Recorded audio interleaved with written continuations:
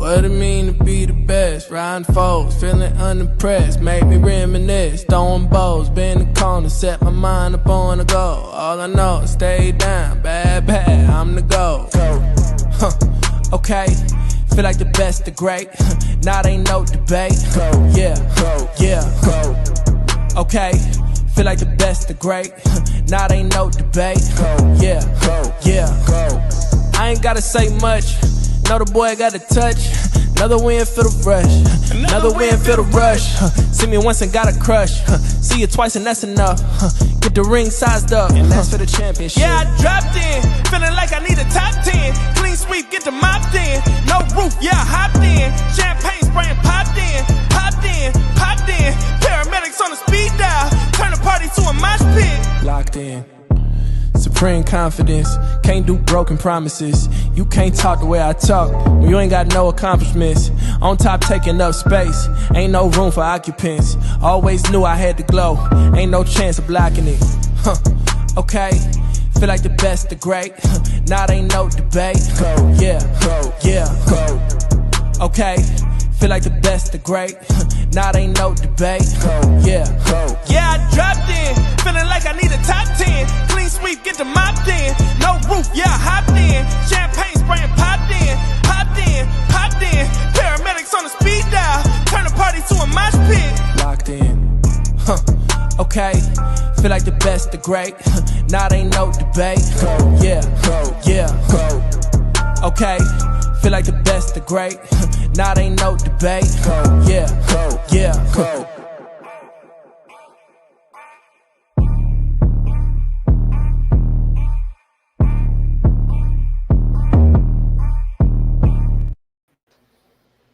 Hey, what it do, y'all? It is Tuesday, right?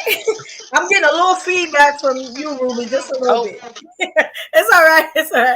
Yes, we are here. This is EVO-ISMS live episode 112, y'all. It's episode 112.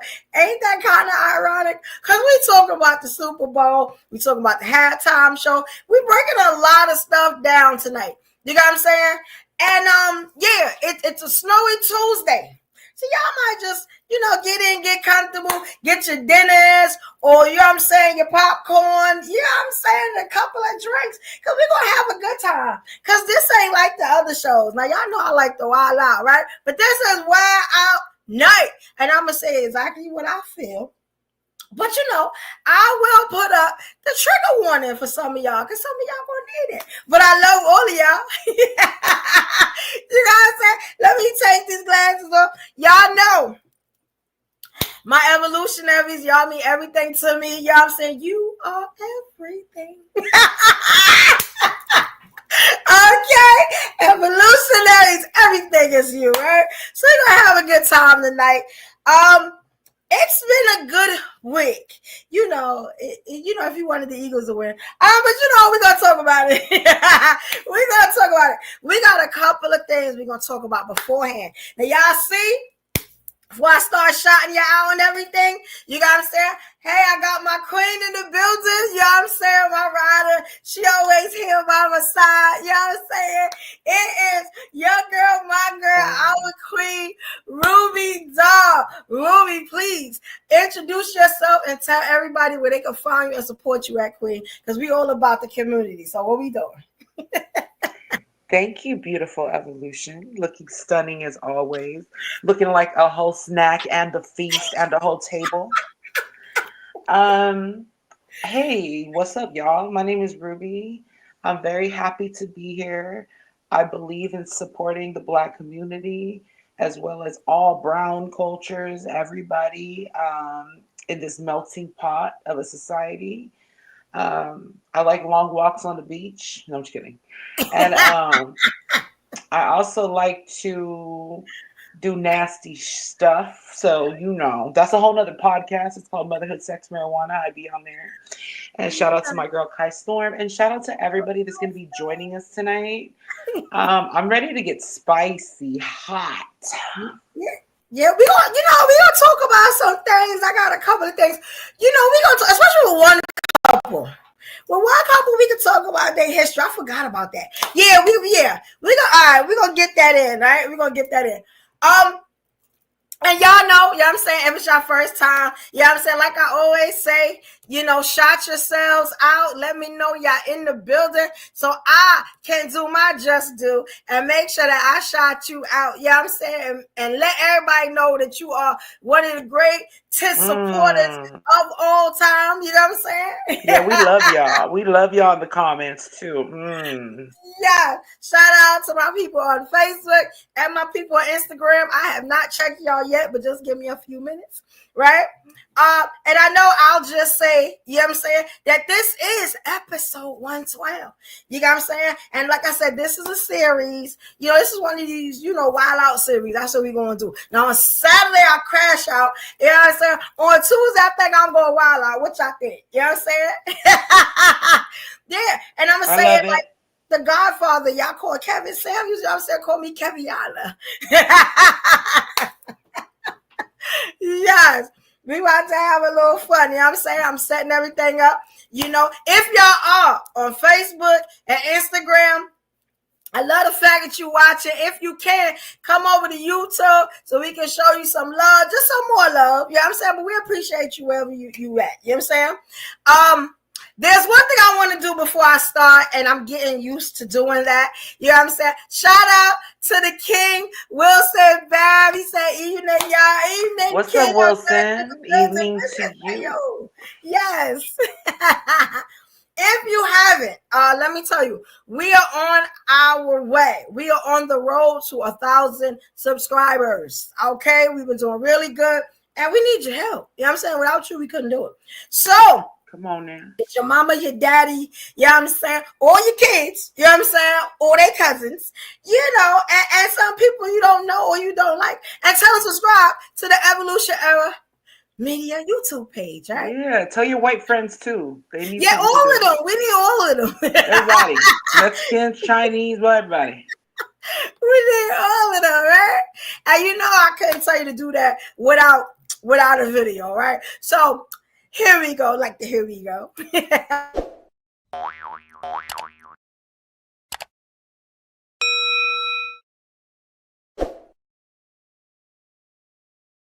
Yes, that's a little instructional video. You'll see it again tonight for the show.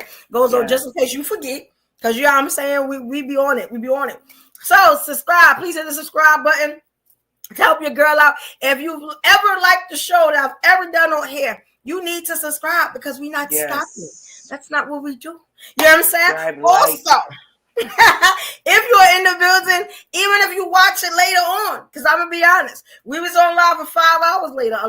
A lot of people were in the building, but also double the people in the building, double the number that we had. It doubled around about this afternoon around, I'm thinking y'all lunch break. You know what I'm saying? So I do watch who watches. Some people can't be in the building for the show, they watch later. We appreciate y'all. Please make sure y'all like the video when y'all watching, because we definitely appreciate that. That lets me know that y'all watching, y'all showing love, supporting. You know what I'm saying?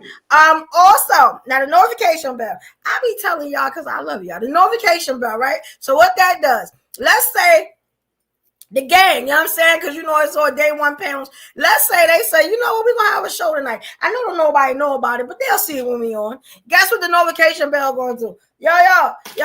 Gonna let you know, boo. You know what I'm saying? What's up, Rhonda? We'll be over there talking crazy, talking nasty. You know what I'm saying? We up over there starting concert over there. You know what I'm saying? Tearing somebody's life down. Look. You know what I'm saying? Hey, you'll know, right? Yes. And shout out to Roz on the rules. Hey, King, miss you too, King. What's up, King? Cute Raldo, handsome. Yes.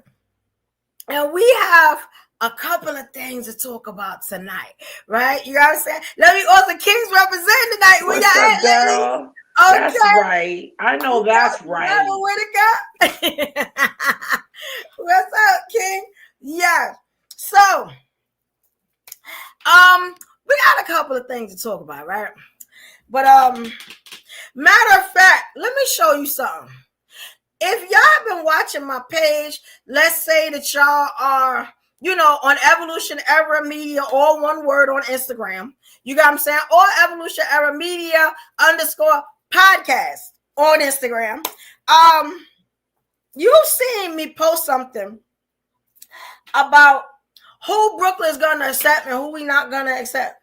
You got what I'm saying? Let's talk about it. Let's talk about it. I've seen a lot. And I'm just going to be honest with y'all. Yeah, we still not claiming it. We just not going to claim it. You know what I'm saying? And let me get this up for you. I want to make sure y'all can see it. Y'all know I love Brooklyn. I'm from Brooklyn. I hold Brooklyn on my back. It's certain things like we just not gonna do. So let me get this up for you and I'll explain more, but I'm pretty sure when y'all see this one, y'all already gonna know what I'm talking about. And let's just start like a firecracker. Let's just start and warm up. You know what I'm saying? Ruby, please tell me when you see this. You know what I'm saying? Okay. If y'all know what I'm talking about in the comments, you know what I'm saying? Hey, yeah, I know what's going on. Yeah, we definitely gonna talk about that, right? So here we go. And I want to give a shout out to the king. I am Ray. And I want to make sure I'm saying What's that up, right. King? You got what I'm saying? It's I am Ray with 3 Y's. I am Ray with 3 Y's. You know what I'm saying? Please follow that king and show him some love because he got such fire content. You know what I'm saying? He's from the towns, he's from New York, and I'm very proud of him. I'm very proud of our people, right? He put this up. Now, as y'all can see, I don't know if y'all can see this pointer here, but I put Brooklyn not claiming her. All right. And then I put in the comment section, big shout outs to Brooklyn, but we not claiming her. Thank you, King. All right, so yeah. Here you go. Let's hit it.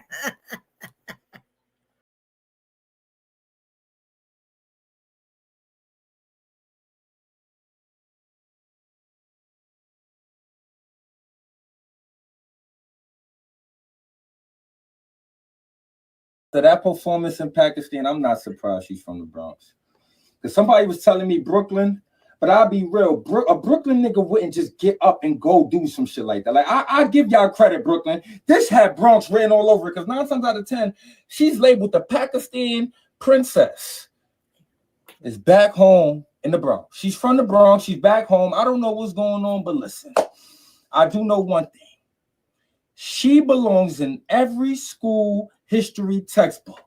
Because during the Black History Month, she decided to go to Pakistan, raise hell, come back home like nothing happened.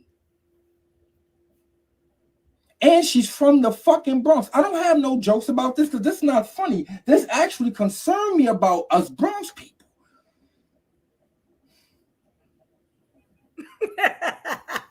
Pakistan is what. Yo, and I tell you, that's my dude, and that's his name. I am Ray.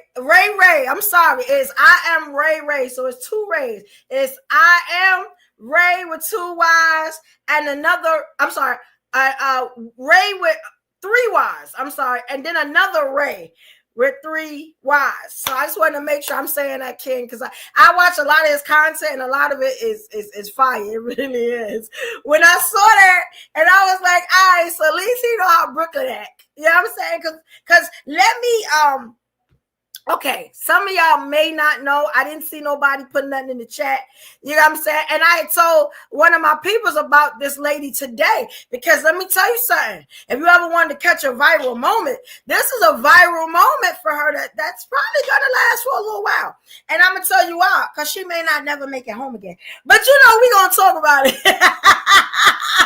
Right? So I want to show you something, right? Now, I could ramble and be like this and this and this is what it is. But it's nothing like telling you guys or having an instructional video to tell you exactly what's going on with this woman right here, right? So here we go. I'm going to give y'all a video that breaks down what's going on. And then we're going to talk about some of the updates, right? And I'll tell you why she was dancing like that when it first came on. Yeah. y'all gonna be a little bit surprised with this one. I'm just gonna be honest. Now they calling her. Let me make sure I got it. Now, Ruby, can you tell me what you know about her? Just a little bit of what you know about her. While I pull this clip up, because I'm not even sure if I'm even saying her name right. You know what I'm saying? Sure. I just know she like the black girl from Pakistan. That's what a lot of people call her, the Pakistani princess. Shout out to New York Nay. She's another content creator, and she's actually where I first caught wind of what's going on. And all I got was from the bits and pieces were that she had a relationship with somebody online. This person didn't want to continue on for whatever reason, and then she started making certain demands, and not just any kinds of demands, but just to the country and stuff, if I'm not mistaken. And I don't know whether to laugh or to be like, oh my God, like she needs some help, like someone needs to go in and with the whole team of therapists and figure out what the hell is going on, And I just also think that there's so much going on with regards to the people of Pakistan that's very serious. And so it's like, I don't know if this is a stunt because it's so ridiculous. But anywho, that's all I know so far of this woman. Okay, so there were 2 videos that I picked. I only saw only heard the first couple of minutes. But let's talk about the first one. There is another video. If I didn't process it right or download it right, I'll go back and get it because it explained everything more than what I knew. You got what I'm saying? Let me tell y'all something. We got to get our people together, because if we think that we can't tolerate over here and they go other places, then we like, oh damn. It's like, yo. All right, let's I'm gonna show you the video before I even give my commentary, because it's amazing the stuff I keep finding out about her. All right, so here you go. Ruby, tell me when you see that one. I see it. And you What's see it? D? All Yes, right, ma'am. here we go. An American woman has gone viral for refusing to leave Pakistan after her plans to marry a 19-year-old she met online fell through. 33-year-old Onija Andrew Robinson traveled to Pakistan in October, hoping to marry Nidal Ahmed Mamoun, but his family ghosted her. Her tourist visa has now expired, but Robinson's refusing to go home, claiming she needs $100,000 to rebuild the country and has demanded $20,000 in cash by the end of this week. The Pakistani government has now placed Robinson in a psychiatry department for a mental health examination. Her son has also labeled her mentally unstable amid his own efforts to bring her home. An American woman has gone viral for refusing to leave Pakistan after her plans to marry a 19-year-old she met online fell. And let me just, I'm a little more disappointed than I was when I first heard this story. Okay, the fact that she has a child, you know what I'm saying? Now, okay, and the fact that he was 19 years old. Oh, and this is the part I'm not sure if it's true. Y'all heard some of that, right? I was also listening in on a conversation I was having either on Instagram or Spaces or something like that. They say that the reason she went over there and the boy was ready for her, 19, I guess you kind of consider grown. I don't know how it is over there. But the reason that he even accepted her coming was because she was showing him pictures of Nicki Minaj. Really, shit. Nicki Minaj, and then you come over there looking like that? Yo, the audacity. She lucky they did not stone her. What are we talking about? Like, come on, chick. Come on. Like, why, son? Why? You know what I'm saying? Damn, you had to go to big balls. Yeah, and then let me tell you something, I got more clips. She gets over there, and like the man said, you telling me that you need $100,000 to build up the community? Over there, you ain't supposed to be over there. What we talking about? Like, you know what? Let me tell you something. I blame the son. I blame the so-called friends if she got any. Cause let me tell you something. Sometimes when you do stuff and you look back on it, you be like, damn, I ain't had no friends. Like, you know what I'm saying? Cause ain't friends supposed to tell you, yo. Like Kendrick said, be humble, sit your ass down. Like, what is we talking about? You know what I'm saying? Here's the theme of the show. Like, what are we doing? This is the audacity edition. You know what I'm saying? There's a lot of damn audacity going around with people that look like us. That is all I'm saying. We got to figure it out. And let me tell you something, the revolution about to start all over again. You know what I'm saying? Like, what? Come on, son. Now, they say that when y'all saw her dance in the video, been around the world and they said she's stuck. She's stuck. I thought that was AI. Nah, that was her. That was her, and I think they said it was in the airport. They said she went to the airport, and she had the people following her, making sure she was good. And she said she had to go to the bathroom and got out of there. Now they said she in Dubai. She in Dubai now.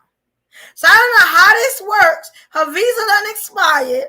First of all, you went over there for a 19-year-old. What was you thinking, chick? Like, what's going on with our people? Like, what's good? I don't appreciate it. I don't appreciate it. Hey, D-Shells. Hey, Queen. What's up, D-Shells?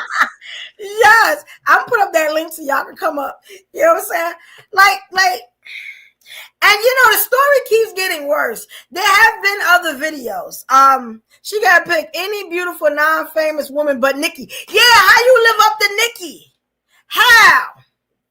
How you live up to Miss Minaj? How that work out? Miss Minaj ain't even really herself. With all them fake parts. How you doing that? And let me ask you something.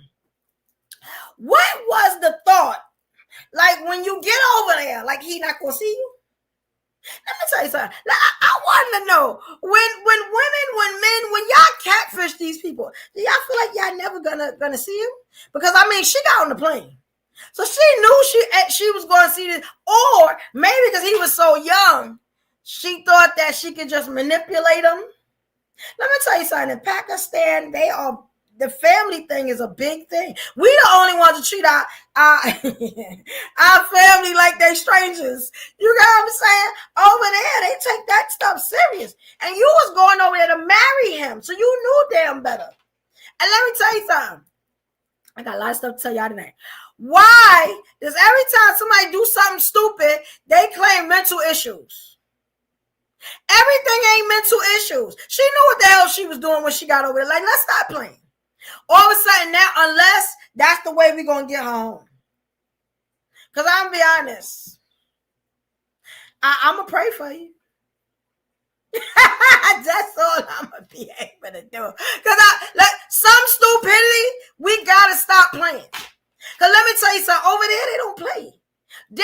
As much as this woman been talking, I'm going to see if I can get y'all another clip. This lady has not stopped talking since she got over there. And you talking about disrespectful? Yeah, she talking. Now, she from the Bronx. So, yeah. Y'all know how the Bronx is. I'm mad, Ray from the Bronx. I'm a little mad. I said, damn, from the Bronx, son. Thought you was, you know what I'm saying? I thought you might have. Shout out the Bronx. Yeah, like, look, I'm going to show you how she kind of treating those men over there. And how I think because they got the camera in their face, they didn't slap her neck off. I don't promote domestic violence. I'm sorry. This is crazy. And they call me crazy. I just say it. Damn if I get on the plane. Knowing I don't look like Nicki Minaj. Like, come on. Seriously, come on, son. They say, oh, see? We the black delegation will not be accepting her back. We would like to trade her. Oh, to the Asian for Lucy Lou? What Lucy ain't Sounds like Lucy a viable plan. Yeah, I remember Lucy Lou. Yeah. Look, let me show y'all something else. When I say how disrespectful she was, how she was, treating them over there. Let me tell you something. Like Kendrick said, be humble. Sit your ass down. Like she was talking to them like she really was running some stuff. And I just couldn't understand their demeanor. But maybe it was because they were on national TV and we got a gangster for a president. So I was just thinking about that. Like they probably don't want to ruffle no more feathers. Ruffle no more feathers. Because he ain't playing. So yeah. I want y'all to look at this. And it's a little clip. I got little clips and stuff about her. But she be wild. Let me tell you something. This is what the Bronx do though. If she is from the Bronx, like he is saying, and it definitely gives Bronx more than Brooklyn. Trust me, I'm a long-time, solidified, standing New Yorker. It gives the Bronx. You know what I'm saying? Here we go. This city will be reconstructed. It will be fixed up right away. I'm asking the government for $100K in my pockets so I can do real estate. My husband will own it in Karachi. We will not live here, but we will get this job done right away. I'm asking for $20K right away in my pockets at the end of this week. That's all, folks, for today. That's it. He have nothing else to say. Goodbye. Assalamu alaikum. Wa alaikum assalam. Thank you. Understand.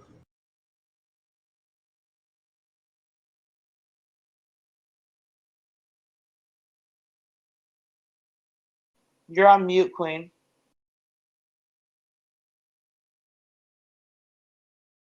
You're on mute, Evo.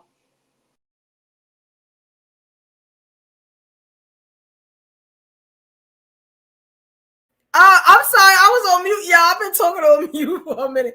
I was saying, I hope they don't hurt her over there because you gotta think she over there with them. We ain't got nothing to do with that. You know what I'm saying? And we can say, hey, but now she wanted ours. You know how Trump feel about his Americans and everything. That I salute him on that. You know what I'm saying? But they already done put in the psych ward, so who knows? They can say anything's gonna happen after that. You know what I'm saying? Like what are we supposed to do? This is the problem. Because y'all remember right after I forgot the girl name. There was y'all remember the black girl that went on that trip with her friends and they fought her while she was naked and then they killed her over there? Allegedly, Sandra, I guess I have to say that. I think her name's Sandra something. Oh, well, Sandra was another one. She just had an anniversary. I think I got that clip too. I forgot this girl name. It's so many of our women that have been done wrong. You know what I'm saying? Just from traveling. Now, if this don't say like, how can I say it? Little boy crying wolf. Y'all know what I'm talking about? Because it's like you went over there. Like you did that. What can you do? what can you do with something like this? It's ridiculous. It is ridiculous.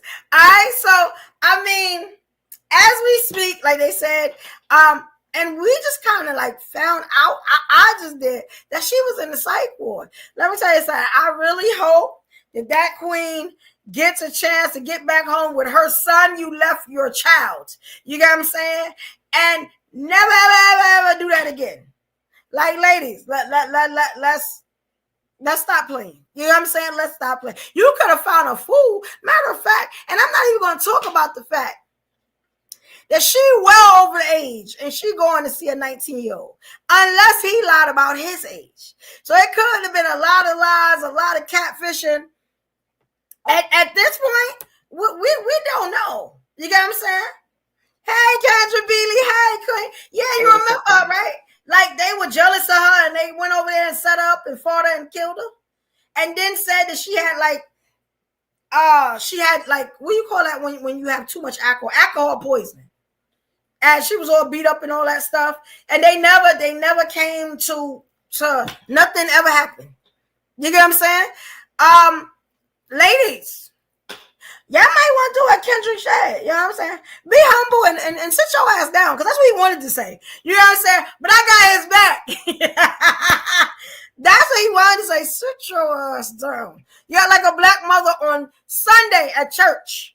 Cause yeah, we gotta find some damn hobbies or something. Like something is wrong. Look, if y'all also remember, last week there was a story I did on a rapper named Dank. Y'all probably will remember her because she was like the 400 or 500 pound woman that actually was trying to get in a regular Uber. You get what I'm saying? We found a little bit more on the story, you know, and here you go. I'm gonna give y'all a little bit more of it, right? That hey, Miss Beanie, hey, Queen. You know, all right. So we told you how Dank, she put out a lawsuit on the Uber company about discrimination because the cab driver would not let her get into his vehicle. We have found out that the vehicle now was a Cadillac. No, it was a Mercedes. It was a Mercedes. I'm sorry. It was a Mercedes. And that doesn't help out the situation because now I'm thinking, now I am a luxury car driver too. And I'm thinking, I know how much it costs to fix them vehicles, but I ain't never. You know what I'm saying? I don't care how much my car is worth. Put 500 to 600 pounds in one spot on my car on one side. Because I'm going to tell you, she can't, well, I don't know if she can sit on both sides. I don't know. At this point, I don't know. But who wants to test that out to see? Like, who wants to do that? That's what I'm saying. That's what I'm saying. Now, I thought we wasn't going to see her no more. No, he wouldn't even let her get in the vehicle. El Hombre Nigo, shout out to you. He would not let her get in the vehicle. And I do not blame him. That's why I would never take my car and be an Uber driver. That's one. Unless dire need, it just got to be that way because it puts wear and tear on your vehicle. If you got leather seats like me, you got what I'm saying? You got to cover all that stuff up, then scents, and people don't wash their ass like they're supposed to. Look, we ain't got no time for that. You know what I'm saying? Like, no. It seems that I'm thinking, because I've had lawsuits before, as in probably a lot of people, and I know that one thing you don't do is bring your ass outside on national TV again. Yeah, and I'm gonna say why again, right? Because I'm gonna just give y'all $1 million worth of game. In the first, now most lawsuits take 2 years. Just gonna put that there, right?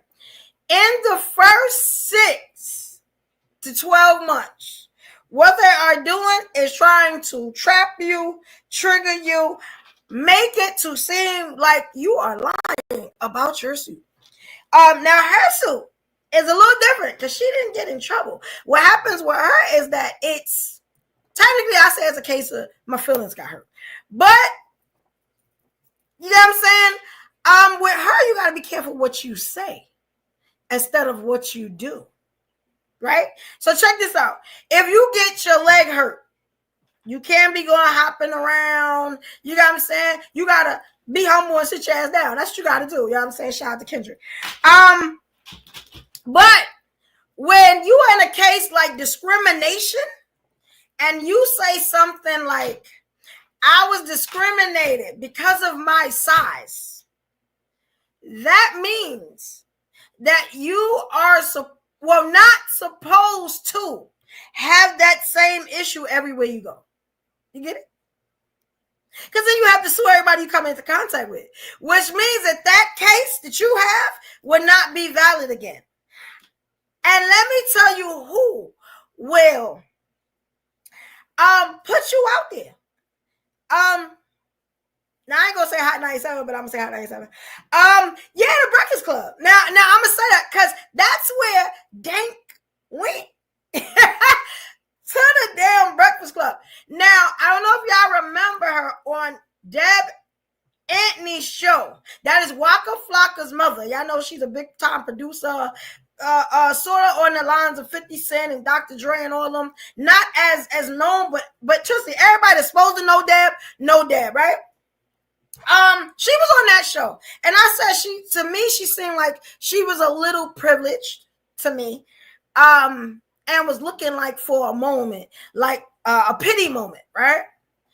Now, because you went on the Breakfast Club, now it look like you just out there for clout. I bet you she gonna drop a single before it's all over. Before they put this ain't happened, the judge. It's gonna be some music coming up. Trust me. And this is my thing. Hey, get your money, man. You know what I'm saying? But you gotta do better. You just messed yourself up. If I was the judge, I would see what's going on. But hey, I ain't the judge, right? Hey, Tanita, hey, Queen, Tanita L. She said the driver refused to let her get in his car. Yes, you saw it, right? Now she on the Breakfast Club show and needed a whole couch to sit down. Yo, Tanita, shout out to you, Queen. Tanita be on it. You know what I'm saying? I was shocked when I saw this. You know what I'm saying? And shout out to Darryl Whitaker, because I'm not going to play that whole interview because it's like 40 minutes. But he pointed out some key things that she said in the interview. You know what I'm saying? I don't know if the king want to come up here and tell you what it is. I can't remember all of it. You know what I'm saying? But there was some key things that she said. One was she said she could fit into a PT Cruiser. Y'all know what a PT Cruiser is? You know how small a PT Cruiser is. I'm laughing because the audacity all night. Yeah, that's what it's going to be. You know how small? Yo, come on. And they asked her, they kept setting her up. They asked her, oh, well, can you fit in the front or in the back? She said both. She said she's been in both.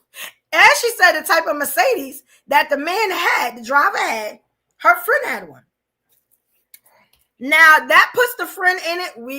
We don't know. Yes, Mercedes parts cost a damn lot. Yeah, I got a Lex. I could tell you might as well buy another car when it get hit. I'm just saying, like you could buy another one. Like the way, yeah. So why would he want? Like, come on, like we gotta get it together. And I'm a big back myself, and I'm telling you, it's no way if I was that big, God forbid, that I put that on everybody else. I'm just gonna play myself. And let me tell you something, she may win. But a lot of people ain't with her. You know what I'm saying? And hey, it might not mean nothing. Let me play this quick. I'm just looking at sometimes just the audacity of it all is it's a lot. You know what I'm saying? You know, nobody is being humble and sitting their ass down. I don't understand. I do not understand. And as we speak, Miss Onija Robinson, that was the Pakistani princess. She is doing more stuff, and people are calling her out. And I just clipped it up. I'll probably play it after this, but let me show you what I'm talking about. She would not sit her ass down. Yeah. Okay, and y'all let me know when y'all can see it. I would love to play the whole interview, but I cannot. It was 40 minutes long.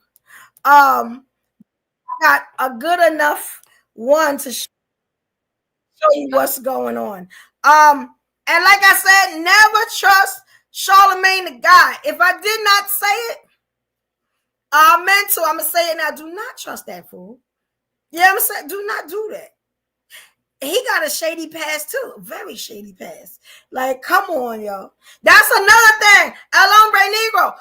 Yes, who is using Mercedes as cabs? As Ubers, like what we doing? Like, yeah, that was crazy on its own. That was ridiculous. Like, come the hell on. Yes, and the driver definitely had a right to refuse her if he was using his own vehicle. From what we heard, they fired that man. Let me tell you something. The first time there is a lawsuit or anything brought up on you or you work for a company, that's the first thing they do is fire you, whether you're guilty or not. The fact that they made their name, made the papers and all that, the news and stuff, with the negative light, he was a goner. And let's say he got 1,200 kids back home and everybody need to eat on the first. Like she done messed that up. Now check this out, and this is why a lot of people are mad, right? And it's just a little clip. If y'all want me to play some of the stuff she said, I'll try to get clips on it, but it was a whole lot. You know what I'm saying? Of some nonsense. Her name is Big Dank. I'm sorry, I forgot to put the big on it. You know what I'm saying? We already know that. All right, here we go. Let me know when y'all see that. Let me turn this up. It's just a little clip. But this is what we kind of talking about, right? So y'all remember it was an Uber. Y'all also got to remember that she said that she could fit in a PT Cruiser, right? What's going on? Nice to meet you. Hi. How are you? Hey, King. How you, brother? You good? Nice to meet you, King. Got it. Yep. It's the only seat y'all got? What you want? What you need? A bigger chair or something. Cause she already little. We had That's what I'm talking about. Good. This is the accommodation. There you go. Amen. Oh. Who told Big Dank to do this interview with the Breakfast Club? Who told her? Because whoever is part of her PR team, or maybe she just wasn't thinking clear when she told them to pull this seat out, but she literally just proved the Lyft driver's case. Yes. What's going on? Nice to meet you. Hi. I'm going to play it again just so y'all can see what Hey, happened. King. How you, brother? You good? Nice to meet you, King. Got it. Yep. I didn't notice It's the only seat y'all got? What you want? What you need? A bigger chair or something. Cause she already little. We had That's what I'm talking about. Good. This is the accommodation. There you go. Oh. Who told Big Dank to do this interview with the Breakfast Club? Who told her? Because whoever is part of her PR team, or maybe she just wasn't thinking clear when she told them to pull this seat out, but she literally just proved the Lyft driver's case. What's going on? Nice to meet Now let me ask y'all something, right? Now look at the big boy head. Look at Charlemagne, right? So y'all think that was a setup? Because to me, I thought that was a setup. Now we all know she probably needed the couch, but look at it. Did you see it? Like I was just like, I thought it was the ultimate setup. He right. Whoever her PR people was, they need to get their ass with. Because why? You know she not fitting them. Just Hilarious is in one of them chairs. Charlemagne's in one of them chairs. DJ Envy, you know she couldn't fit in that chair. So check this out. When we do this show, when it first started, I used to tell people, let's come in behind the scenes first, get ourselves together. You know what I'm saying? Then we get on screen. If we got any issues with hearing, or you got what I'm saying, somebody look crazy or whatever, we can fix it before we get on to the world. You get what I'm saying? Because let me tell you something, we got people in Australia watching. You know what I'm saying? Where was the funny place that I saw the other day? Because it'll tell you like who watching from where and whatever. We have like some UK people. Matter of fact, I know QV is we got maybe like 4 or 5. I seen different ones. You know what I'm saying? So it's being seen other places, right? So you telling me that the Breakfast Club, like she is not prepped first? Like she not prepped to go in there, and then that's a setup. The fact that they didn't prep her beforehand is a setup. Why? Because people don't like what's going on. That was the easiest setup in the world. And we know that. Come on, son. And whoever was with her, wasn't there a person where I'm not sure who that was or whatever? Like the guy saying, like, yo, ain't nobody who watching out for you. In that interview, she was talking about how her friends or you know people that heard about what happened said she should sue, so she did. I was like, come on, like some of that stuff coming out your mouth. Come on, chick. Like, what are we doing here? Like nobody is prepping you nothing. What? You could have gave me a little bit of change. I'd have showed you the game. You got, like, what is we doing? With the name Big Dank, what is we doing? You know what I'm saying? What up, Crummy? Crummy the Click Cream. She said that's my girl. Oh, you talking about Anija? Yo, Anija not sit her ass down. What does she need $100,000 for to pick somewhere that one she can't leave and she ain't never been to? Like what we talking about? Why? She ain't got no motherfucking. I'm sorry, she ain't got no friends, and this is terrible. Yeah, did y'all see the whole interview? If y'all look at that interview back with Big Dink, the stuff she was saying, they were just, and I'm gonna be honest, once she started talking, they ain't even need to sell out no more. Because she talked us all right out. If that is used as evidence, she gonna be messed up. And let me tell you something. Oh, but that's a big company. I don't think they come into play. I don't think they playing with her. Unless you gotta think about it. I'm trying to think of Ben's backseat.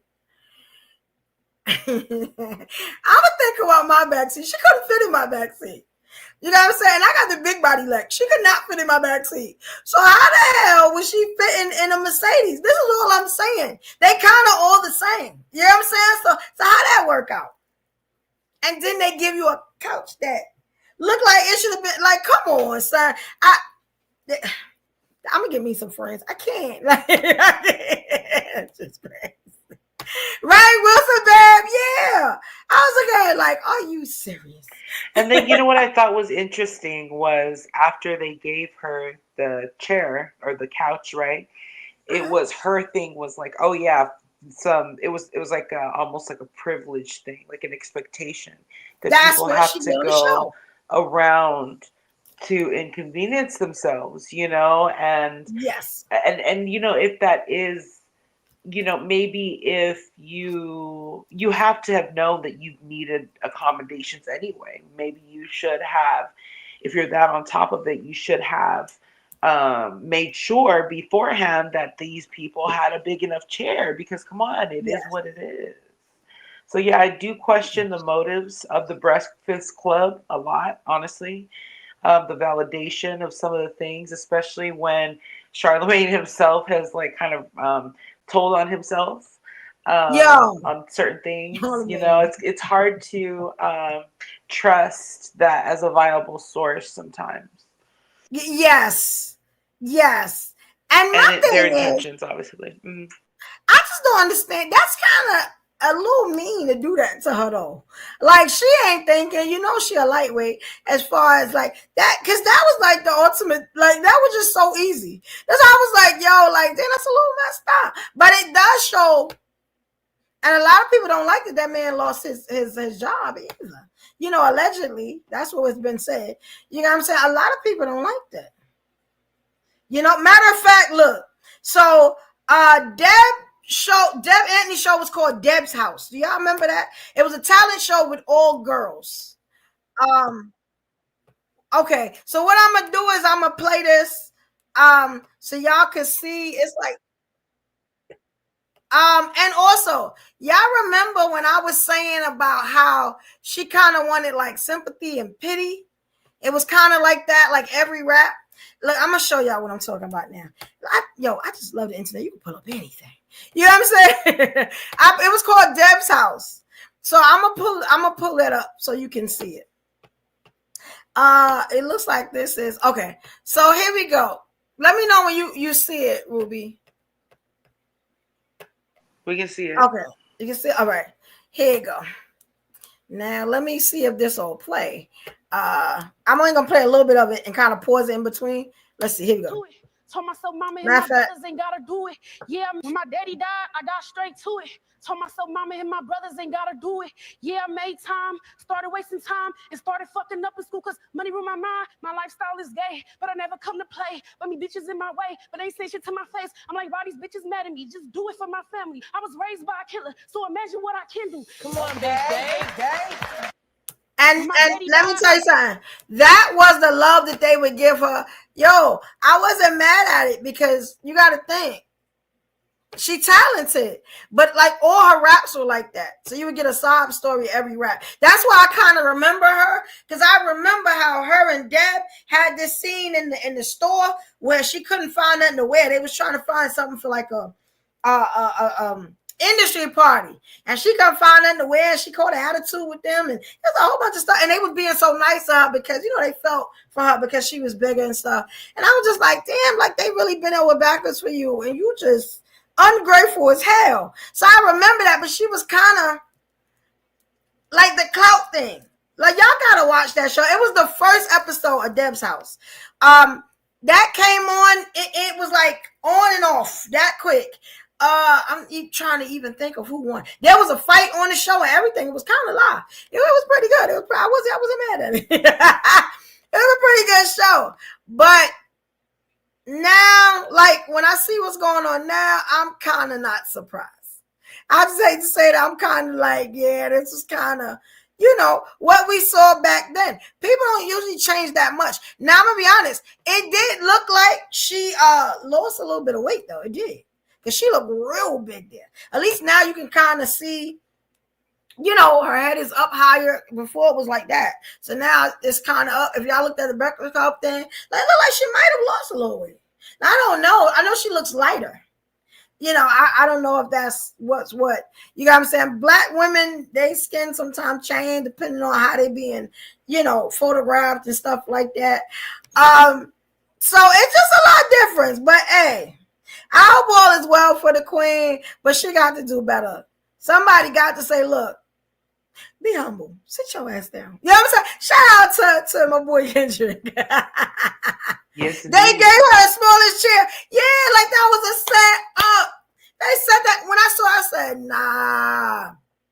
Not They Charlotte. knew damn well she could not be accommodated on that chair.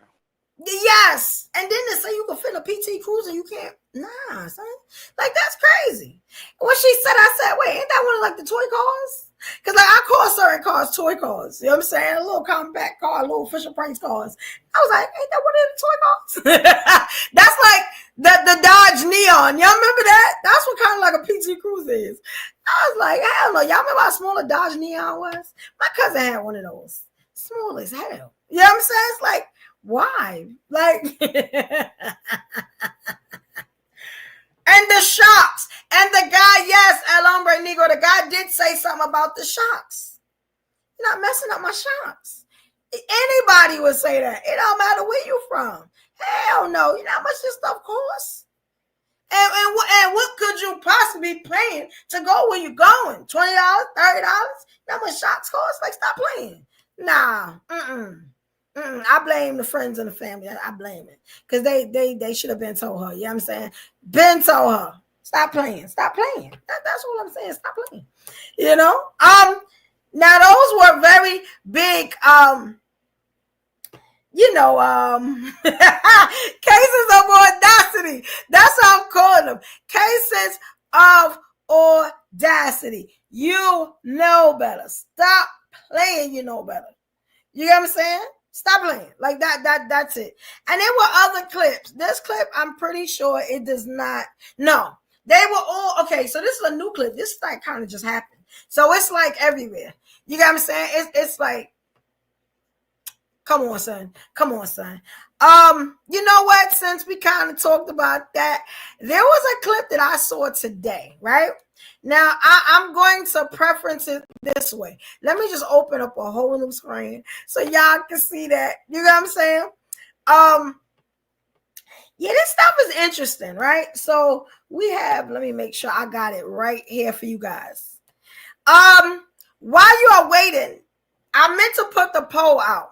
I wanted to ask you, which lady is worse? Onija Robinson, I don't know if I'm saying her name right, or Big Dank with the Uber situation? Which one? Pakistani princess or Big Uber? Which one we doing? Lord. like which one are we doing? Because it's ridiculous. Yeah, y'all let me know in the comments. I'm gonna put up in a minute. I'm getting this clip. Okay, so it is Black History Month, right? And shout out to everybody on Black History Month. Happy Black History Month. You got what I'm saying? Last year I did a whole thing. Every day I put out, pictures and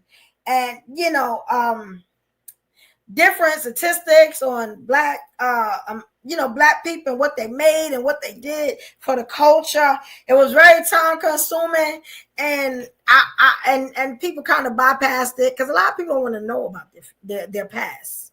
So they're going nowhere in the future, right? But it's okay. I wanted to ask you, have y'all heard about the Black church in DC? Yeah, the Capitol. Have y'all heard of something called the Proud Boys? Okay, so white supremacy. Oh yeah, that's a great story. Yes. Okay, so the Proud Boys, and let me see if matter of fact, they should roll through on this clip. So this was a white militia group,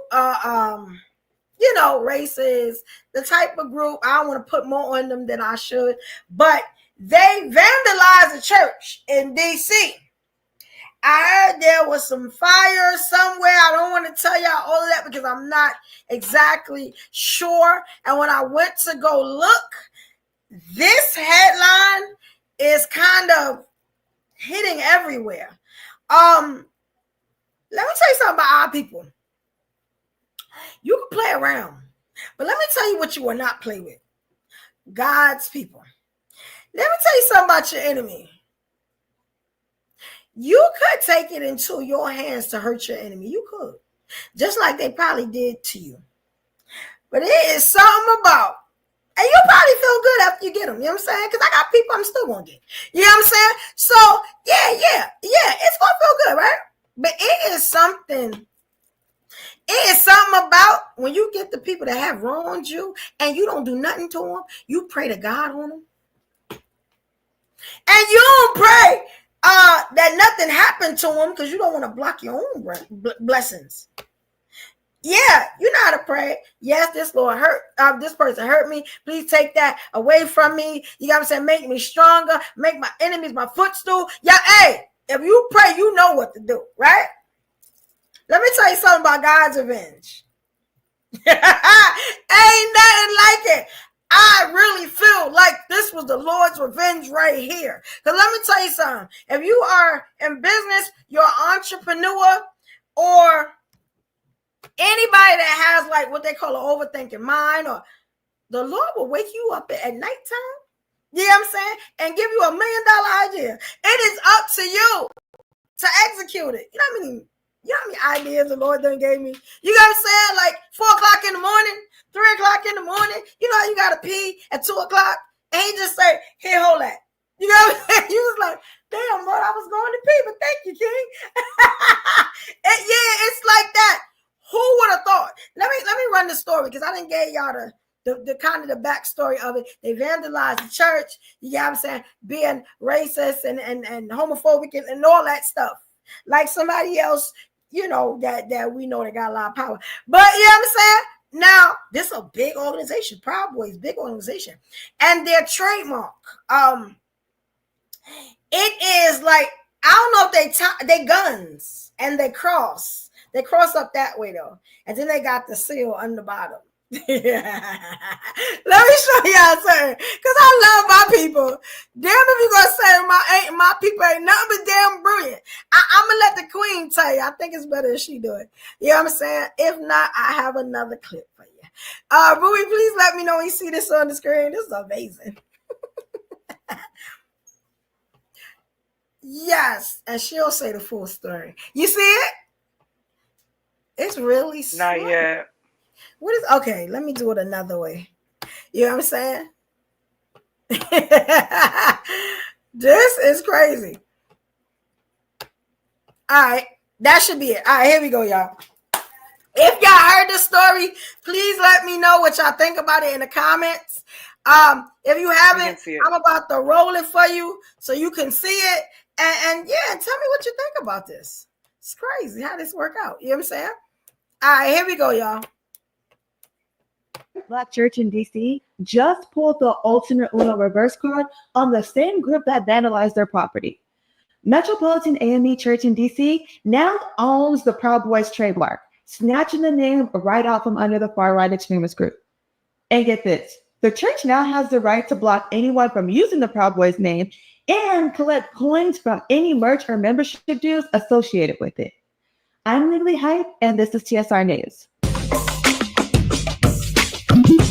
Metropolitan AME has been holding it down since 1838, with legends like Frederick Douglass and Booker T. Washington coming through its doors. But now, they just made history again because they legally own the name of the very white supremacist group that tried to intimidate them back in 2020. A ruling handed down by DC Superior Court Judge Tanya Jones-Bossier ordered that all rights to the Proud Boys trademark now belong to the church. This comes after the group got hit with a $2.8 million judgment that they defaulted on for tearing down and destroying the church's Black Lives Matter sign during a pro-Trump rally. Now, afterwards, the group's leader, Enrique Tarrio, admitted to the crime, and he was sent to jail for a short period of time afterwards. The Reverend William H. Lamar IV let it be known that the Proud Boys thought they were some bullies, but they had a whole other thing coming. And he is quoted as saying that for the first time in our nation's history, a Black institution owns the property of a white supremacist group. If they thought we would be afraid, they were wrong. This ruling effectively prevents the Proud Boys from operating under their own name and profiting off their brand without the church's approval. It is a significant legal precedent. That's what we call reparations. Former Proud Boys leader Enrique Tarrio, who, let's not forget, got locked up for that January 6th mess, but was just pardoned by Trump, is big mad. He hopped on social media claiming that the church is harassing them and calling the ruling unfair. Boy, please, okay? But baby, the ruling ain't changing. The church is standing firm and calling on the community to keep pushing back against hate. Talk about poetic justice. The Proud Boys thought they were big and bad, but now they can't even claim their own name without cutting a check to a Black church. This is a historic ruling with powerful implications because the Proud Boys, once emboldened by their name, now find it under the very control of the very community that they sought to intimidate. How you like them apples? Fabulous. Let me say shout out to TSR News. What's up, man? Y'all know I'm a big fan of the Shade Room and all like the blog sites because they tell a story in a certain type of way. You know what I'm saying? And they get right to the point. Like she hit every point I could have ever made. You know what I'm saying? And put a little bit more in it. One thing about that trademark, they're not going to stop using it probably. You get what I'm saying? Because they pay for it too. So that means that they got to write a check. It's not like, let's say we had like a little company and they ain't really made no money off it. They could change it. You get what I'm saying? Like them, they got like merch and all this stuff. Like that's really going to impact them. You know what I'm saying? So that's like beautiful. What brains meets hate. Such beautiful news. That's a huge win for the community, for just everybody who has experienced any kind of bullying and mistreatment. And what I think, moving out here to the Pacific Northwest, because I'm from Cali. So people in Cali, you don't really, everybody's kind of, it's like a melting pot, just like New York. So it's like, you don't really deal with a whole lot of bullshit like that with regards to just blatant racism in your face or passive aggressive. But here in the Pacific Northwest, I've just come across a lot of racist functions, you know what I mean? And it's also put me in a position where I want to put hands on people, allegedly. But I had to back out of that. And I was like, well, how do you really hit these mofos where it hurts? In their pockets. And I think that's the beauty of educating ourselves, moving with strategy, moving together. And yeah, it's easy to fight, the devil's game or whatever, and think you're stronger and you can do it with the muscle. But this right here is so sweet. And so it was, when I heard, I was like shouting for joy. I thought it was one of the best stories ever. Yes, it was amazing. And I don't know where I was when I saw it, because I saw it on a different blog site or whatever. And I was just like, that is just genius. That, shout out to our people. What's that shining like, hey, Queen? Like, shout out to our people for thinking. You know what I'm saying? Because that's one thing. It's going to be very hard for them to outthink us if we all get together. You know what I'm saying? And it also proves that we are not our ancestors. It's not gonna be that, all right, you just beat me down forever type thing. Yeah, this one might give them a little run for their money. This one right here, these people, us right here. You get what I'm saying? This generation is a little different. You know what I'm saying? The millennials, the Gen Z, all that. You know, so hey, and what can you do? Because it's legal. To beat them, it's legal. You know what I'm saying? That's the crazy part. Ain't nothing nobody can do about that. It's crazy. And if you are in the community, you are in DC, help your people out. Do not let them fall, because they are doing something on a scale where now they'll think the next church they get to, they may think. You get what I'm saying? That hurt their pockets. You got that hurt their souls. You got what I'm saying? That's what the devil thought he had me. Yeah, that one made me happy. I'm sorry, that made me happy. You know.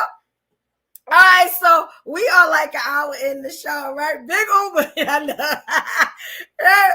You know what? In regards to your question, Queen, earlier, I'm going to have to vote that Pakistani princess, because it's like, it's one thing to act a fool in your own country, but to go to a whole nother one, that's also a whole nother. So she is as wild as both of these women are, and as my jaw is like literally on the floor. Like, yes. I cannot believe it. But at the same time, I think Pakistani princess all the way gets the award and all the Grammys for straight Delulu shiz. Yeah.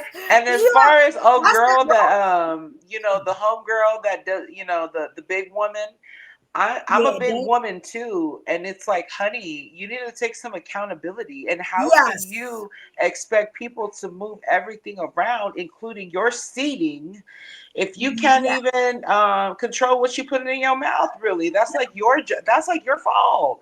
Just like my big stomach is my fault.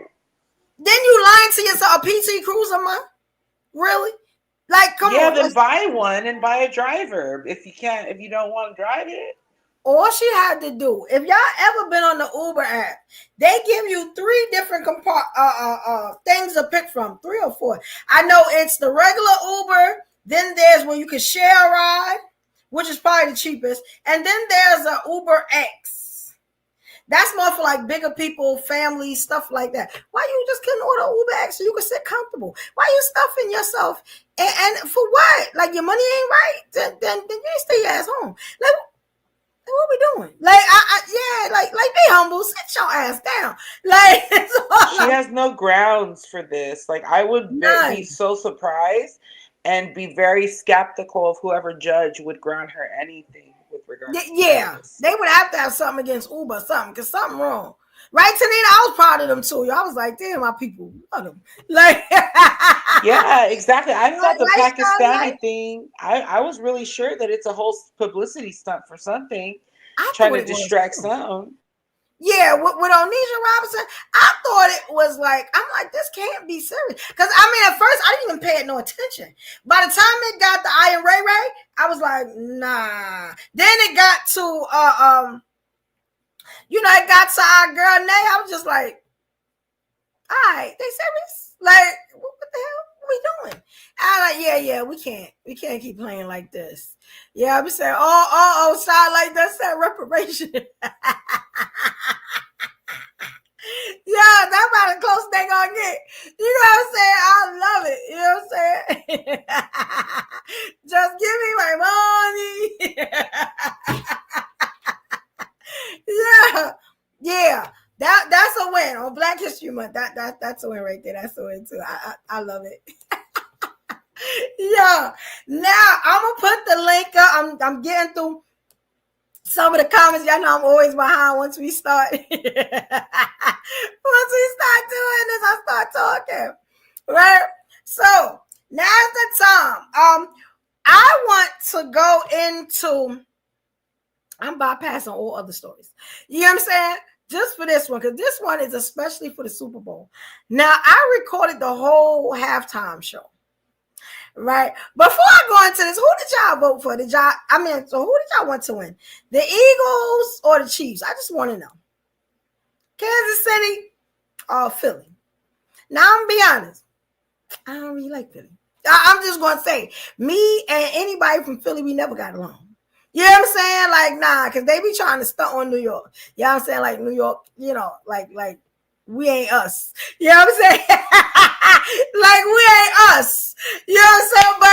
But I'm gonna be honest. I was rooting for Philly. I was rooting for the Eagles though, because I remember last time when they got the Super Bowl when they won, and I remember how I was at a Super Bowl party when they won. And it was when I tell you it was so many men around with the jerseys, all my homegirls was there, and we was playing games and eating chicken wings and dancing, and we was having a good time, yo. And I remember that. That's why I was like, yo, I can see them win again, because yo, people party after they win. Like, it is a 24-hour party. Like, it is a beautiful thing. What's up, Sincere? Shout out to you, King. What's up, Sincere? I'll be honest. I'm always going for whatever team has the most Samoans on there. Yeah.